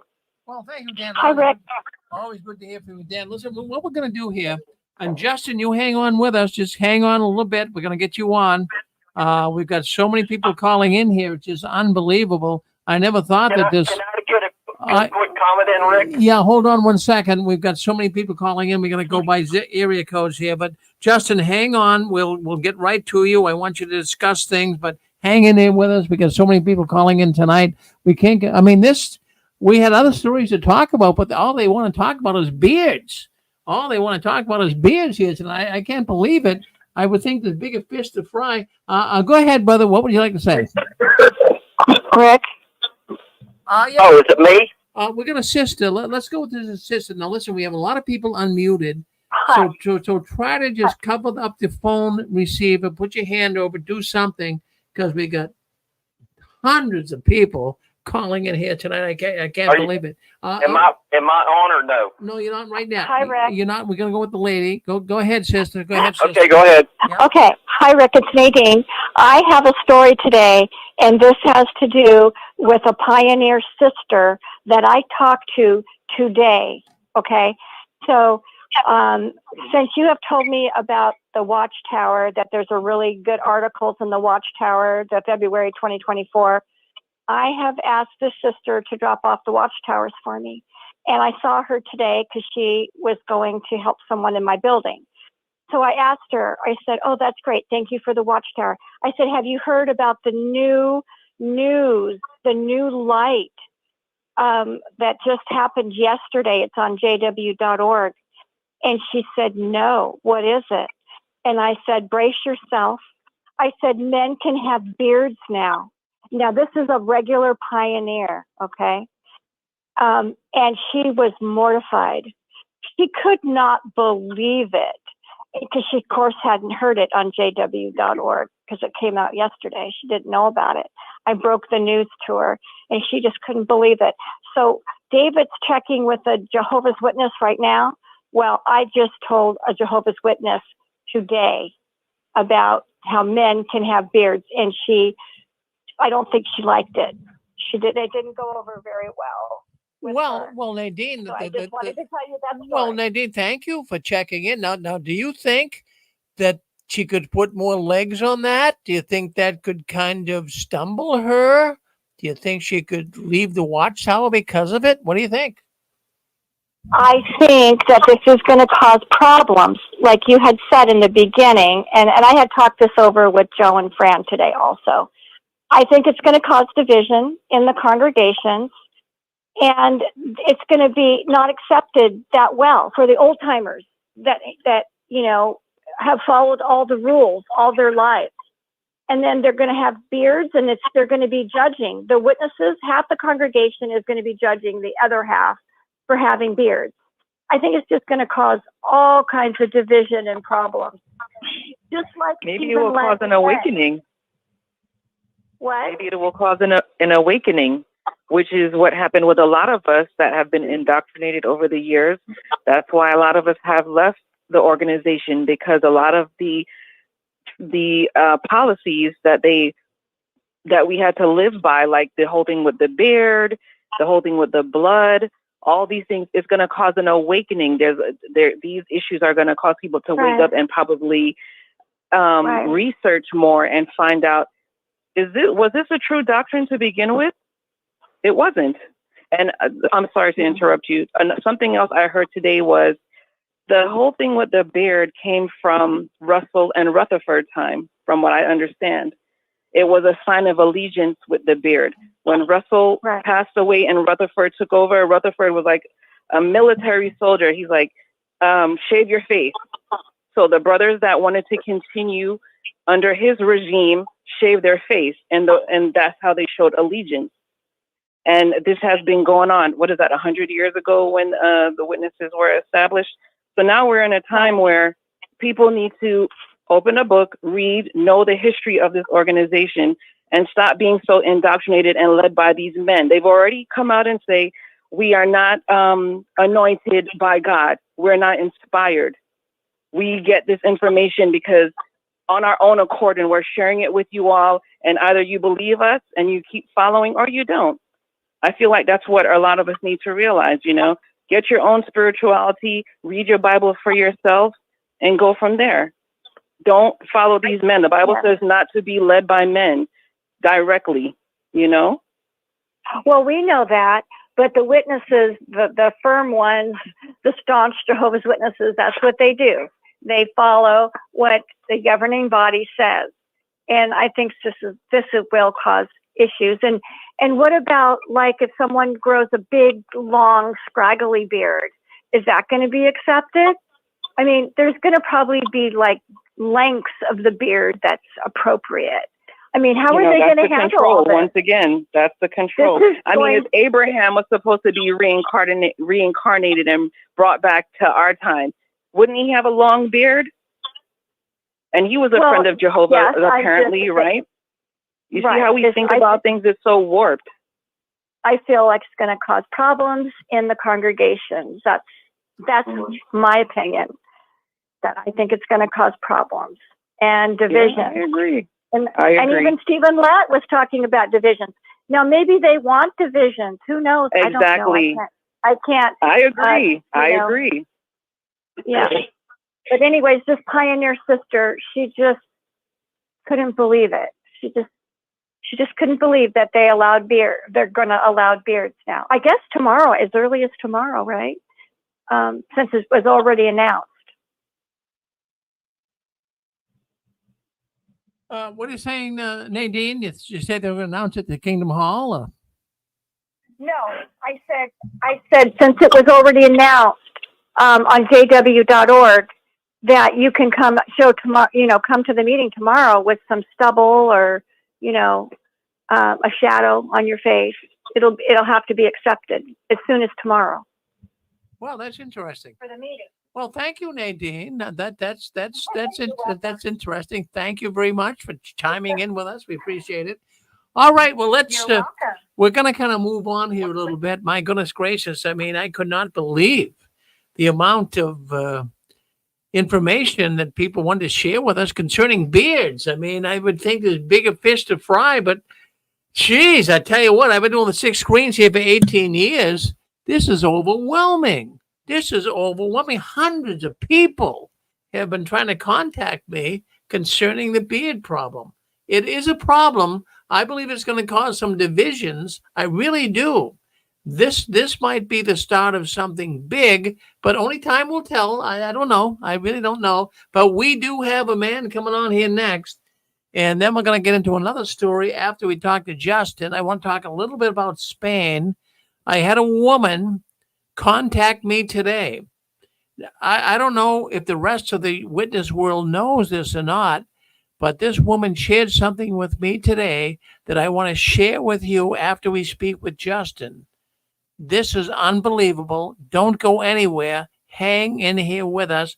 Oh, we're going to bring Justin on right now. Now, Justin, I met him down in Washington, D.C. at the protest, and Justin's quite the guy. Now, he's got a book, and I'm going to put the book up here, XJW Recovery.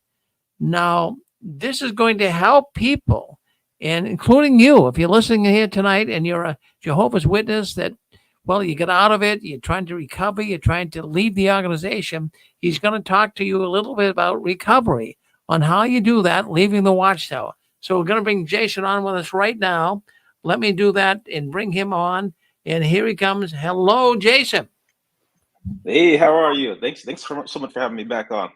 Well, really appreciate you and your audience. Sorry for the delay. I know we were trying to get you on at 9, but I couldn't. We were just bombarded. People were coming in like crazy concerning what's going on in the Watchtower with beards. What's your position? What do you feel, Justin? What's your position? Well, I tell you, it's kind of funny that the subject came up right before I came on, because the fact that this is such a big issue, the controversy of just the fact that men naturally grow hair on their beards, the fact that that is such a big issue just goes to show how much control the Watchtower has over their members. And you know, that living under that much control is so unhealthy. Last week on your show, you guys had a very, very good discussion about how much it impacts you being a witness, living as a witness, especially for people that were born and raised in the Jehovah's Witnesses. And when you get out of the religion, it can still have effects on you. People leave and they end up in abusive relationships. People leave addicted to drugs or addicted to alcohol. People leave and, you know, sadly, some of them end up taking their own life. It can really impact people being in that organization. I know for me, I had to deal with some very, very deep depression when I left. So that's what this book is all about. It's XJW Recovery. It was a book that was kind of co-developed, got some guidance early on by retired psychologists. And it's kind of like a journal that you go through, a workbook that you can go through. And by the way, I'm not here trying to sell anybody anything. You can get this for free. I think that should be said right away. You can get it for free. I'll drop the link in the chat here. And all you got to do, if you want it for free, is pay what you want. So if you want it for free, just put $0 in the payment thing, and you can get it for free. But anyways, it's a book that's designed to help you through that recovery process. After being in such a high control environment, it's going to help you with self-discovery. It's going to help you to find the areas of your life and of your personality that were influenced by the Watchtower's mental conditioning. And it's going to help you to release those things. It's almost like when your computer gets a virus and you run a virus scan on your computer to make sure you get everything out. That's what you're doing here. This book is designed to help you virus scan your brain and get all the Watchtower's viruses out. That way you can get to your core self. And that kind of leads to another point. This book is not dogmatic. So, you know, when the Watchtower gives you something to read or something to do, it's always to tell you how to live your life, what you should think about yourself, what you should think about the world around you. It's always to tell you how you should live. That's not what this is. This is exercises to help you get to the core of yourself. That way you can decide for yourself how you want to be without the Watchtower's influences over you. So again, I couldn't do this all by myself. I had some help from somebody who was a retired psychologist to make it very, very effective. I had some help from some people who are ex-Jehovah's Witnesses who had the review copies and were able to give some good advice and make sure that it's effective. And I also had some feedbacks from some licensed therapists to make sure it's effective. So this is my gift to you guys.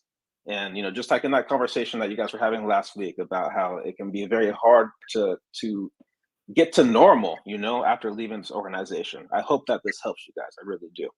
So this is out there for everybody. Well, I would have to ask you, Justin. Now, obviously, there's a lot of work that goes into a book like this. What would you extract? What of all the things that you've written about, all the things that you have found out about the Watchtower, what would you take from your publication and use as a way to help witnesses? What would be the number one thing? What would you do?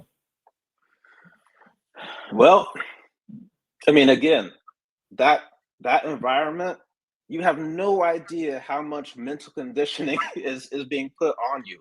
I sometimes wonder if the Watchtower leaders really know how much mental conditioning they're putting into their members' heads and how much that affects you. So that's one of the things that there's an entire section in that book about mental conditioning. If you're going to do anything, that section is really good when you're first waking up, just so you can understand how the different mental conditioning methods impact different areas of your brain, your amygdala, your frontal lobe, every area. They're attacking you literally from every area. And you don't really realize it, but that's how they're able to make, just like that guy that was coming on, not to disrespect him, but that's how they make people like that, who are just unwilling to question the Watchtower, just completely unwilling.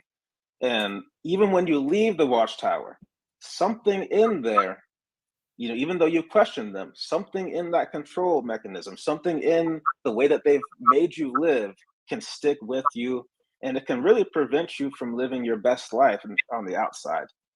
So that's what this book is for. It's not really a bunch of reading. It's more so exercises that you have to go through yourself to kind of view yourself from a different perspective, analyze your emotions, and it's this whole exercise that you've got to go through to heal and to recover. Well, Justin, we've all been touched by the tentacles of the Watchtower. But, I'll tell you, there's so many books that have been written, and there's so many thoughts that have been made about recovering after leaving the Watchtower. I'm really going to put you under the microscope here. What would you say? What would you encourage? How would you deal with a person leaving the Watchtower that has been totally obliterated? A person that's been really under severe stress because of this organization. What would you share with them for what you know, Justin? Well, what would I share with them? Again, you got the part about mental conditioning. It's very important just to know what has been done to you. Just from knowing what has been done to you, then it gives you power over it. You can begin to heal. So that's one thing I would share with them. Another thing is I would just remind them, and this is one thing that the book concentrates on, is helping to remind you that you are a good person. You are fine just how you are. The Watchtower is always telling you that you're not enough. And in telling you that, that's how they can keep you under their control, is to just keep reminding you that you're not enough. When you're able to see, through the exercises, able to give yourself validation rather than always seeking external validation. When you're able to give yourself validation, that control goes away, and you no longer feel the need to live in under such stringent conditions. You're able to finally have trust for yourself. And when you have trust for yourself and you're able to validate yourself, it makes it that much easier to free yourself. You don't have to feel weighed down with all these questions. You don't feel that you can't question them anymore because you're not getting validation from them. You're getting it from yourself, the more healthy way. And again, this book it's not a bunch of reading.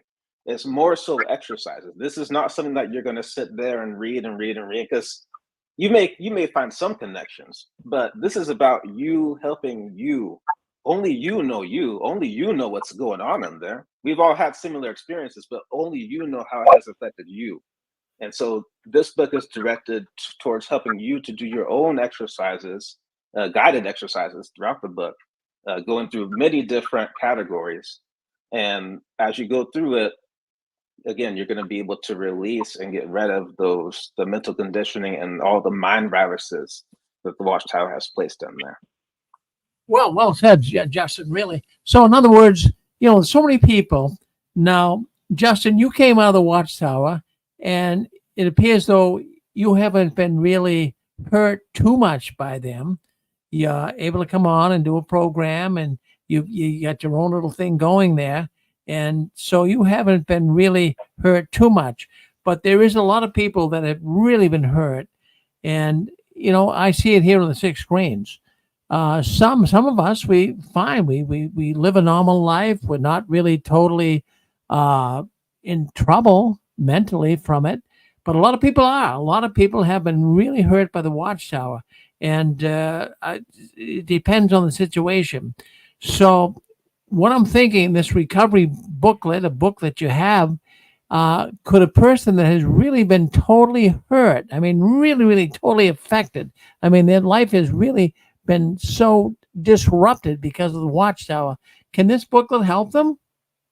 That's what it was made for. And I'll tell you, in my case, I really was hurt, actually. I went through very deep depression. I had one point in particular where I was suicidal, just to put it clear. I was suicidal.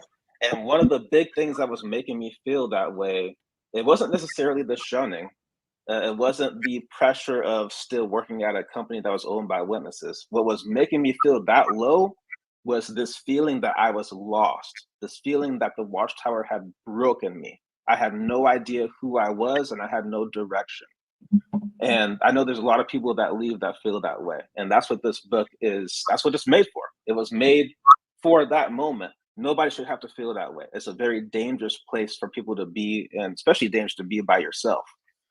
So this was designed, again, with help from a professional to help you through those stages. It's not a replacement for therapy, though. Not a replacement for therapy.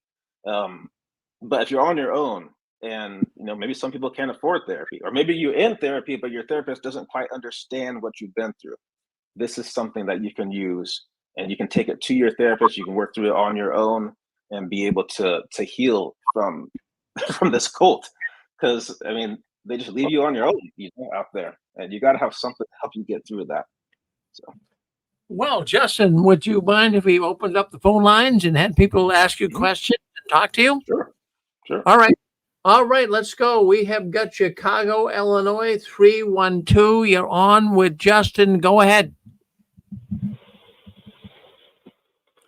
312, you're on with Justin. Go ahead. All right, let's go to 315. You're on with Justin. Go ahead.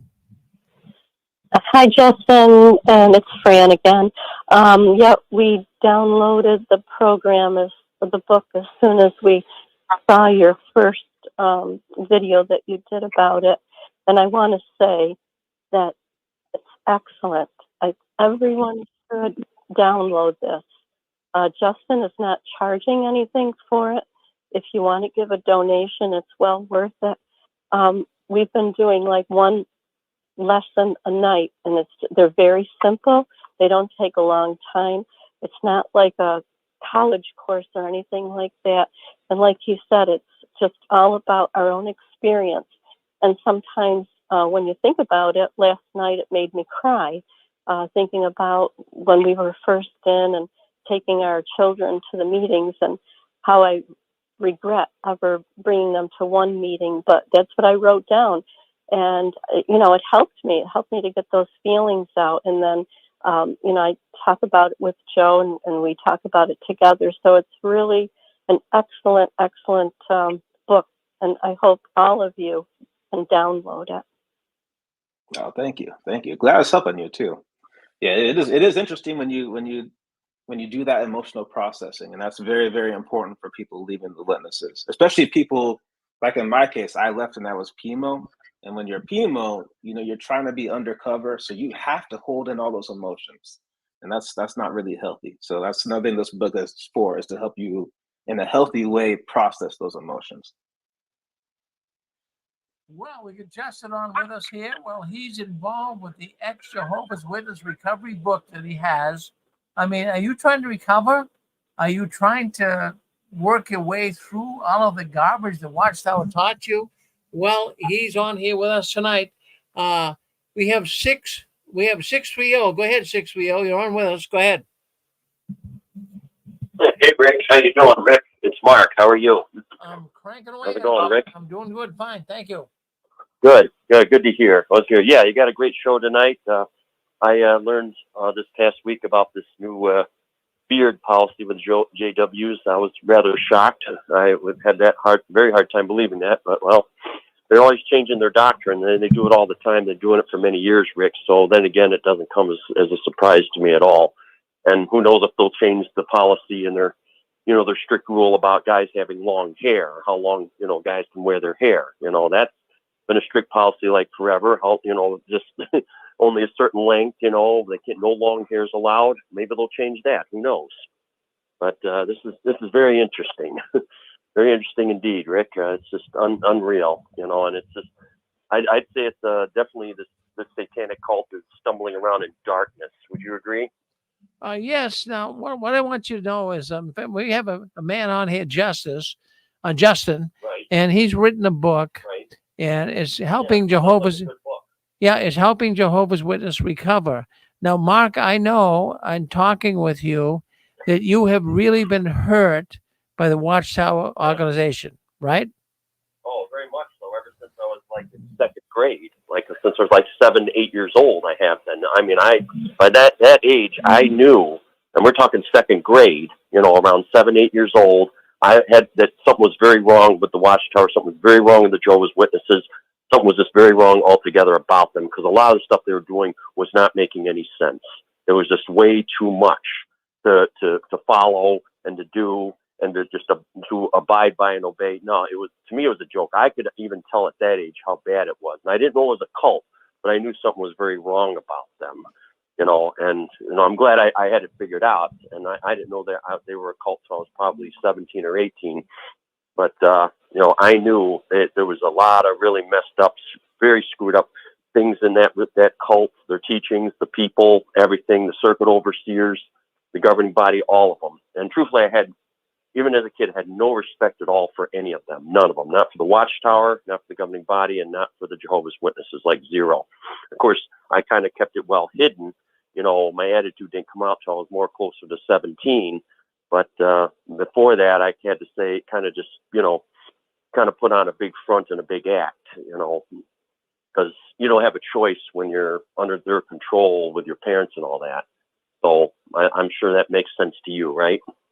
Well, it makes a lot of sense. Now, Justin is a good man. He's an ex-Jehovah's Witness as well. So he's on with us tonight.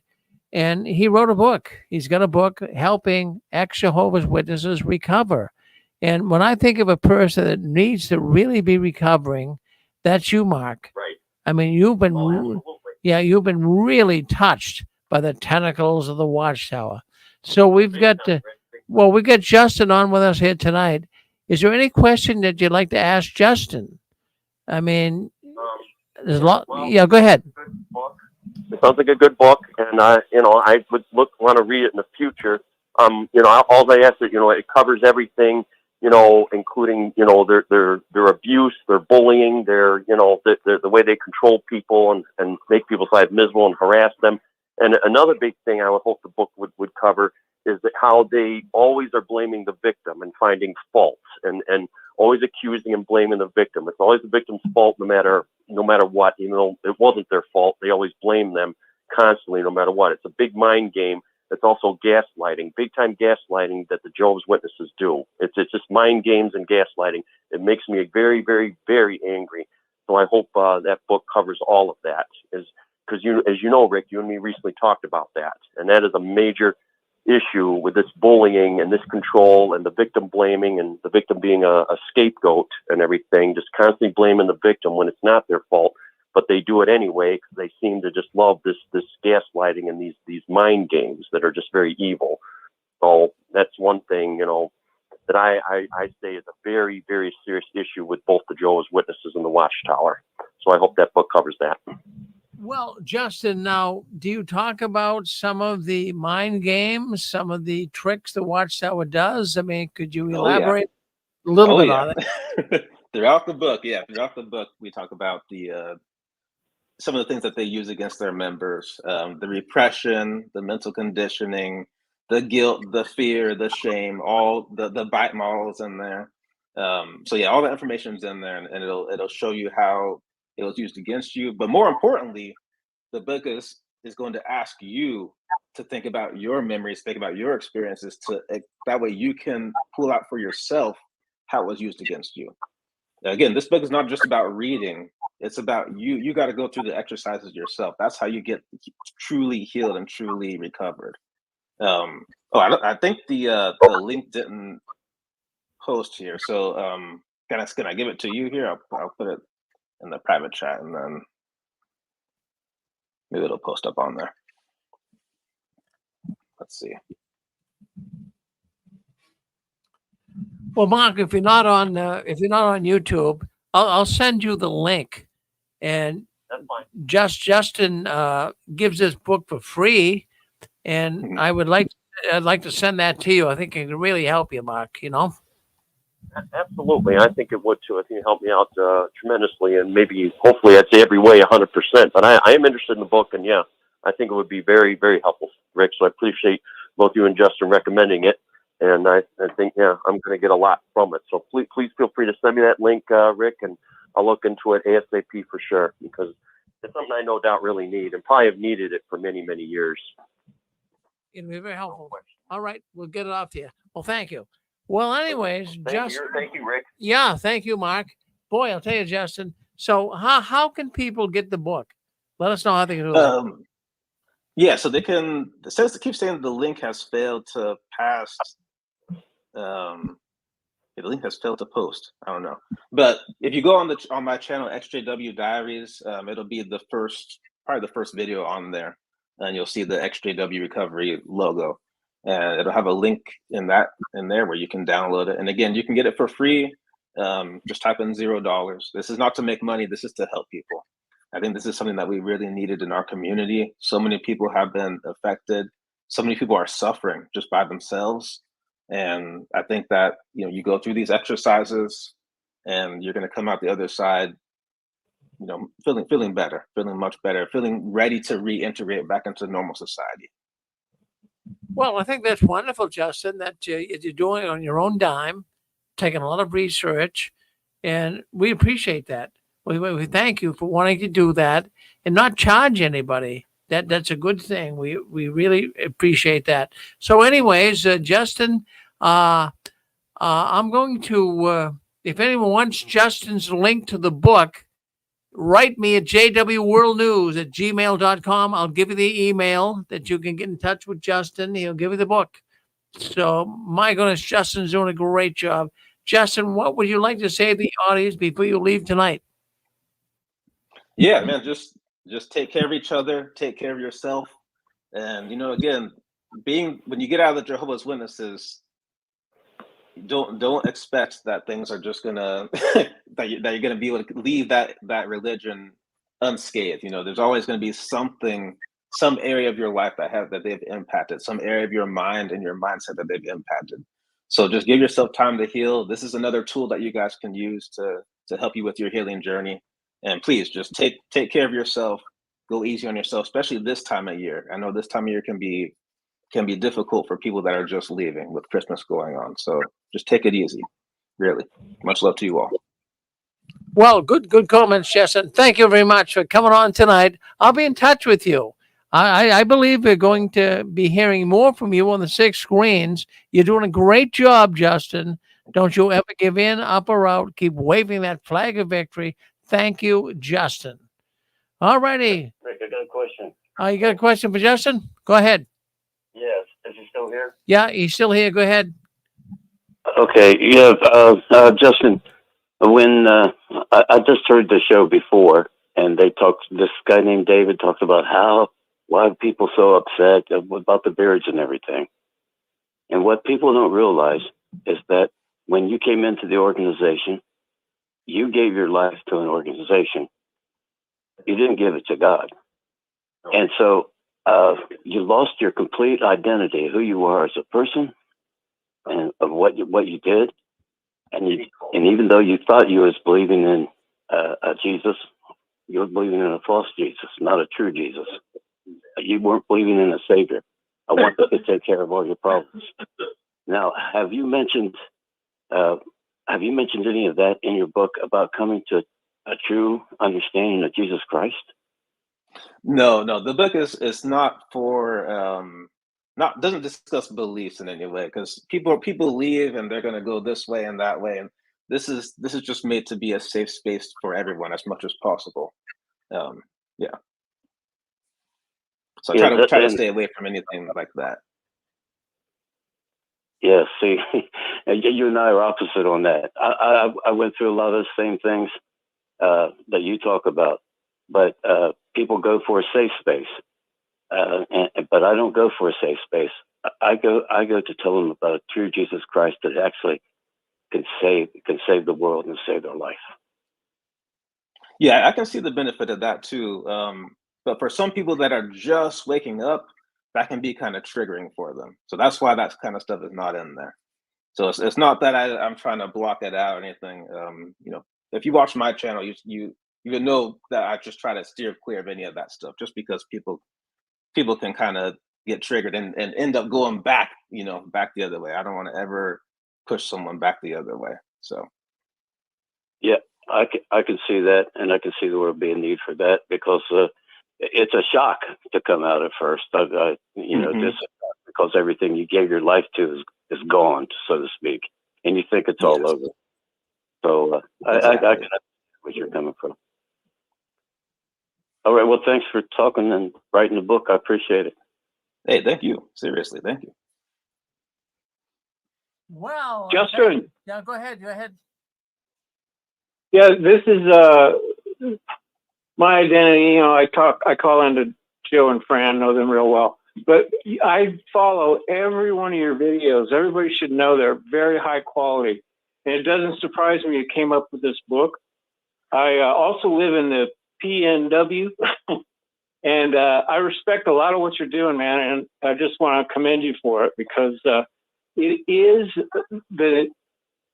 got neural pathways doing damage, and I was in there for a long time. I'm in my 8th decade, so I go back a long ways with all of it.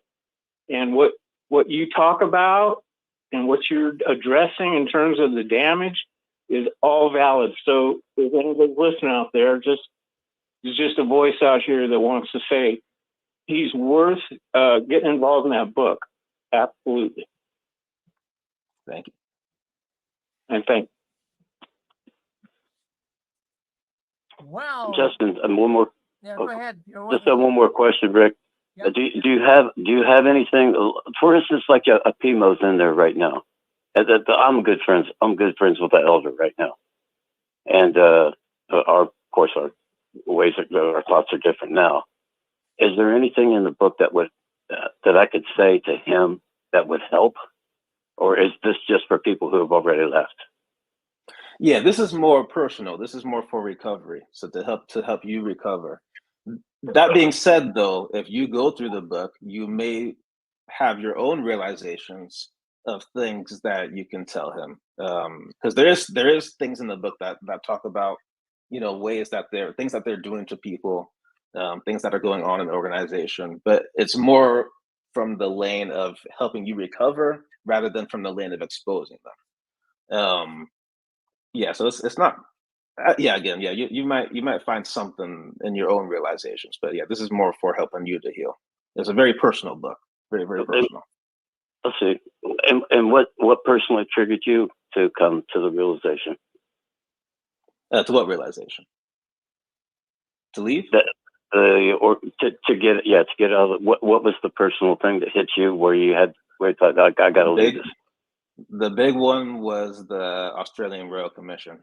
That happened right when I was waking up, and seeing that and seeing the response to it, how all the other organizations did an apology afterwards, except for the witnesses. And then after that, to see the governing body again and again deny that anything is happening, that was what did it for me. Yeah. And I was a ministerial servant at that time, but I did it. That's amazing you said that, because that's the exact same point that I brought to my friend who's an elder. he was a professional sports figure. I'm not going to say his name, but we went through competitions together and everything. And I was saying, Mark, how can you stay with this organization with the pedophilia? I mean, look at the Australian Royal Commission. How can you stay there? And he's been an elder since forever, you know. So he brought up, raised in the organization and everything. So, and we're both in our 70s now. So, but we still talk. We still talk and respect each other. So I just pray someday that he wakes up.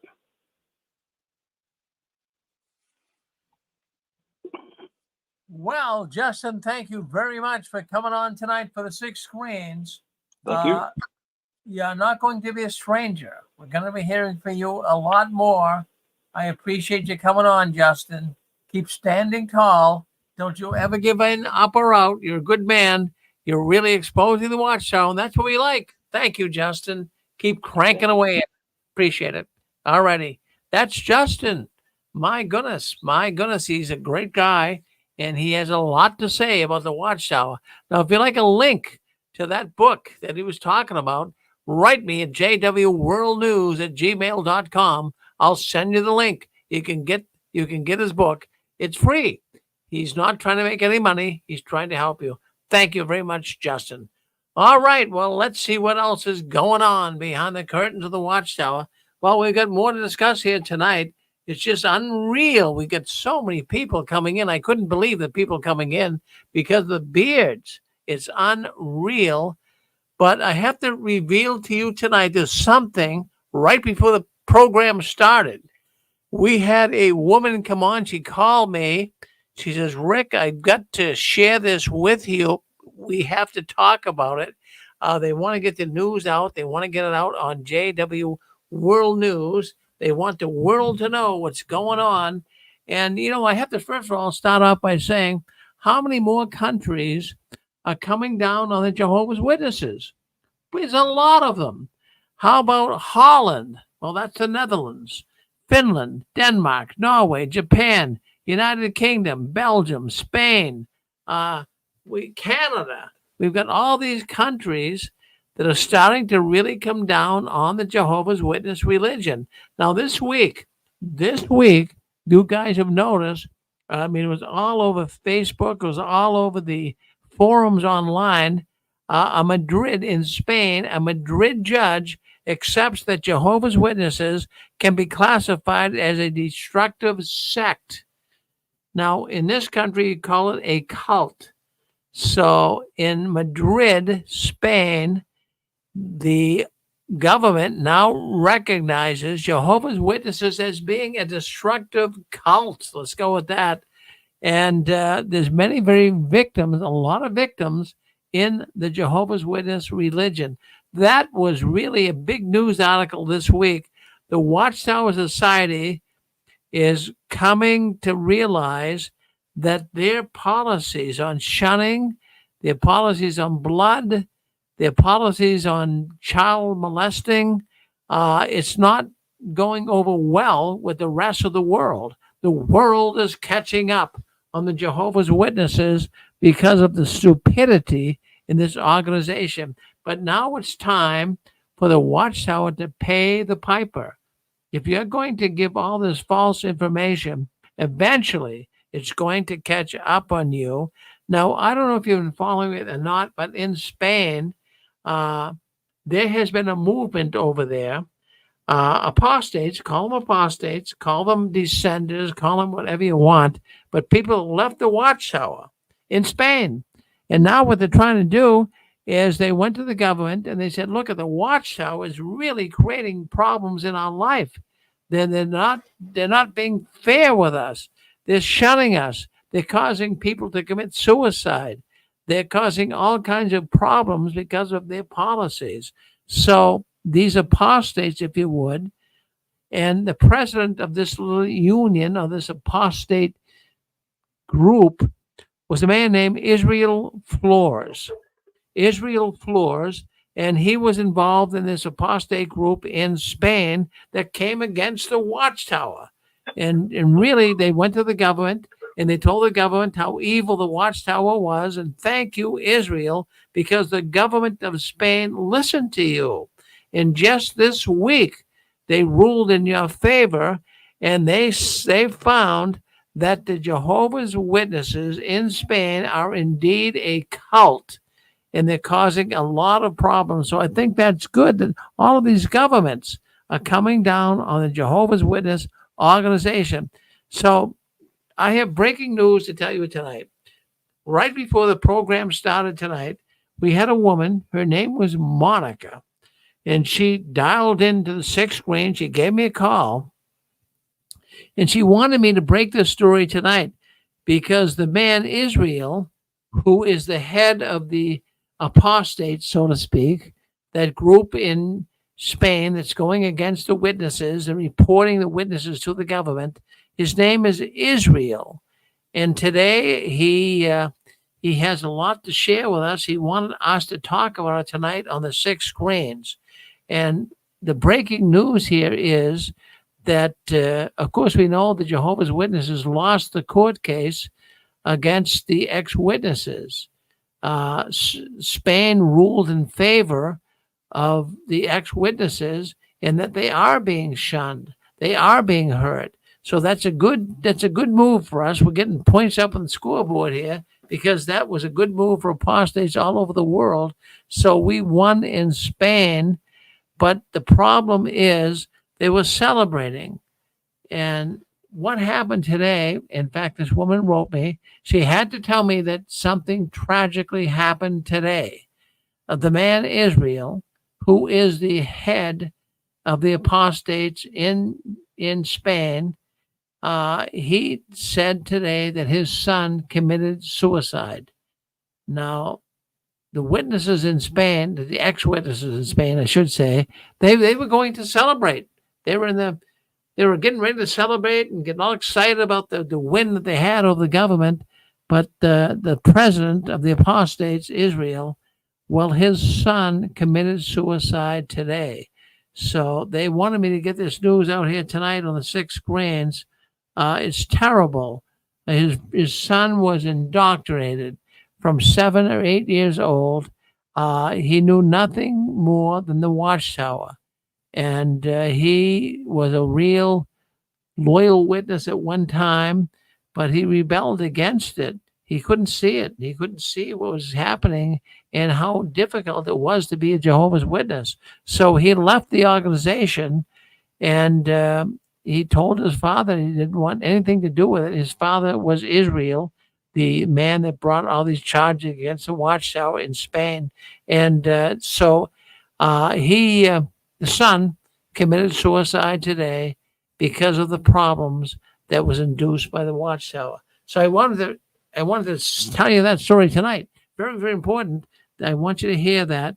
So unbelievable what the Watchtower is doing and how they've actually hurt so many people. So today, because of the Watchtower, this young man in Spain put himself in a position that he killed himself because of the teachings of the Watchtower. So I want to share that with you. I got a woman calling me today right before the program, and she wanted to bring that up. So if you have any questions, go ahead, hit *6 on your telephone pad, and we'll be glad to answer the questions if you have some tonight. But if not, we're going to move forward. We got so many things that we want to talk about tonight. We have a new program, not a new program, but a program coming up next. It's Awakening after the Watchtower. Did you awaken after the Watchtower? What happened to you? Did you leave the Watchtower and then awaken up? Well, Eric, coming in from Tennessee, he's going to discuss that with you. Let me just go over here and take a look and see if he's on with us tonight. Eric, are you on with us? Okay, let's listen to what some other callers have to say here tonight. Let's go with Rick. Yes, go ahead. Yeah, Rick, it's Tim here. Just about that unfortunate story in Spain.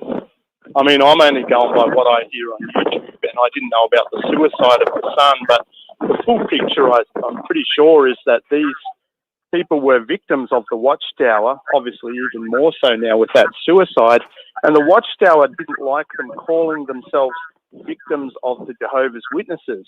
So they instigated the legal action against these victims. It wasn't, the victims didn't do it. I mean, maybe initially there was a court case, but the witnesses instigated the court case against these victims, and they said they don't want them to use their name, and they also wanted these people to pay their court costs, but the court ruled in favour of the ex-witnesses and basically said that the witnesses are a cult and the witnesses have to come up with the court costs. So, yeah, that's just a little bit more to that story. And then also apparently in Holland, a similar thing.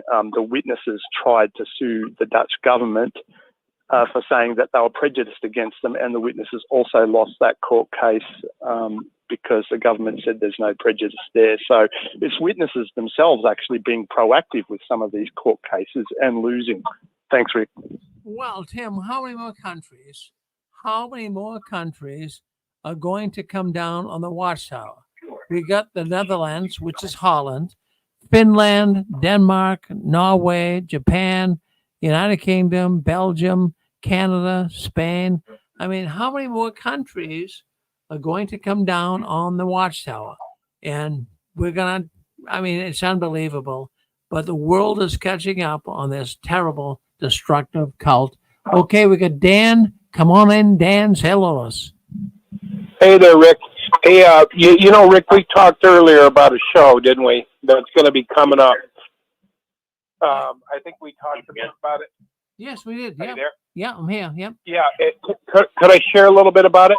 Of course. Go ahead.